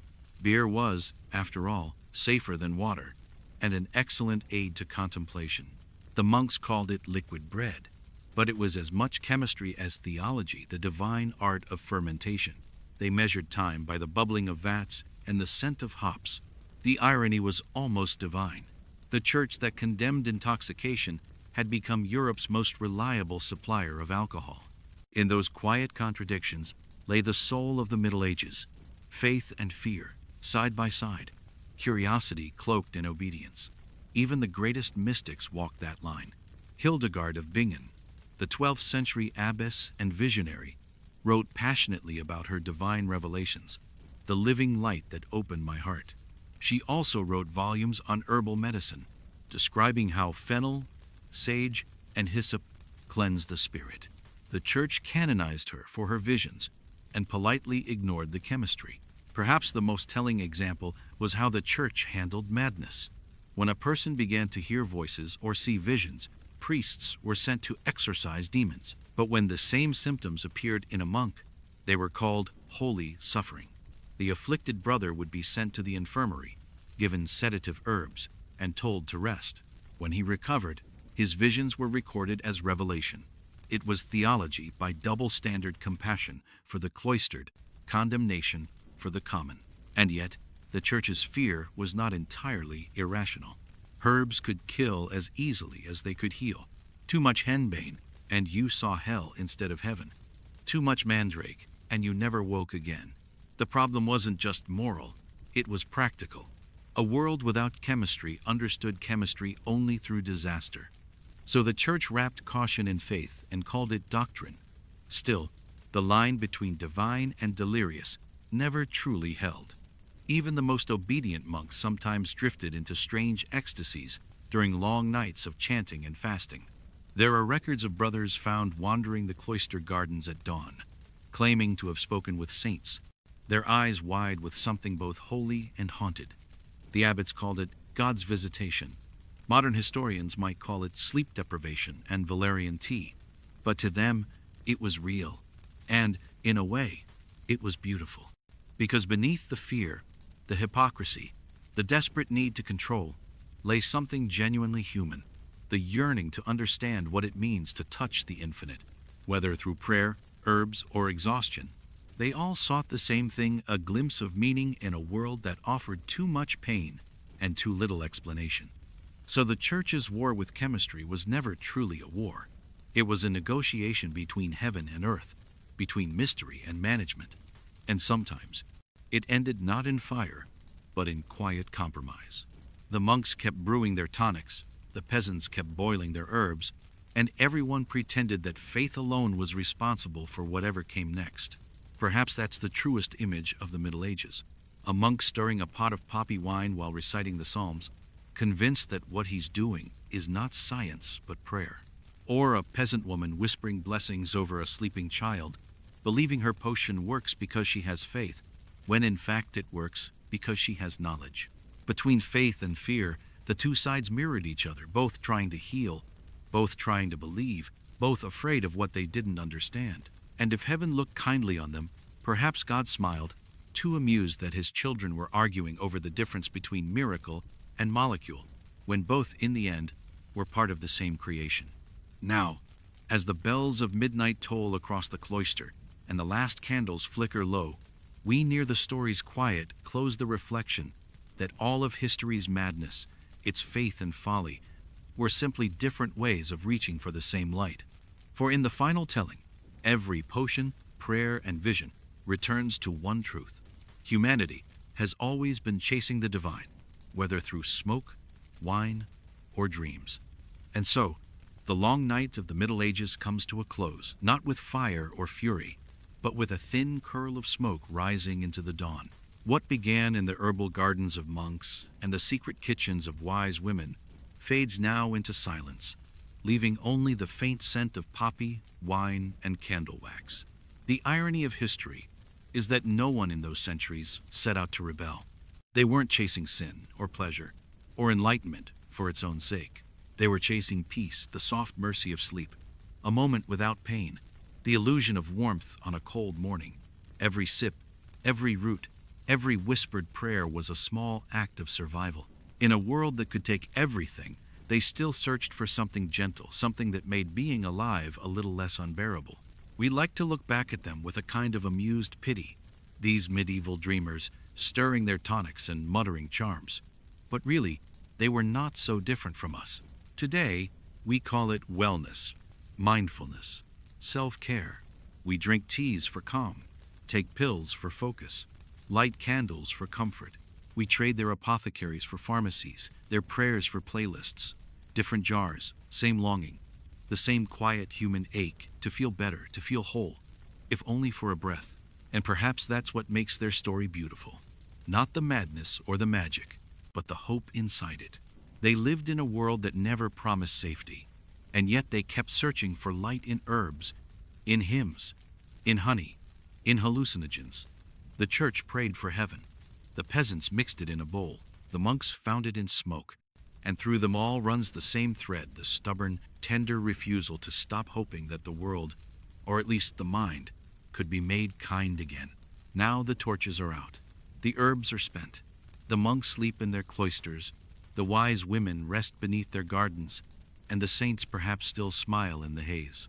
The Middle Ages are gone, but the dream remains. Somewhere, under the same indifferent stars, a curl of incense still drifts through an ancient chapel. Somewhere, a bee still hums over a poisonous flower. Somewhere, a tired soul still reaches for a little relief and finds, for a moment, that it works. If you listen closely, you can almost hear it.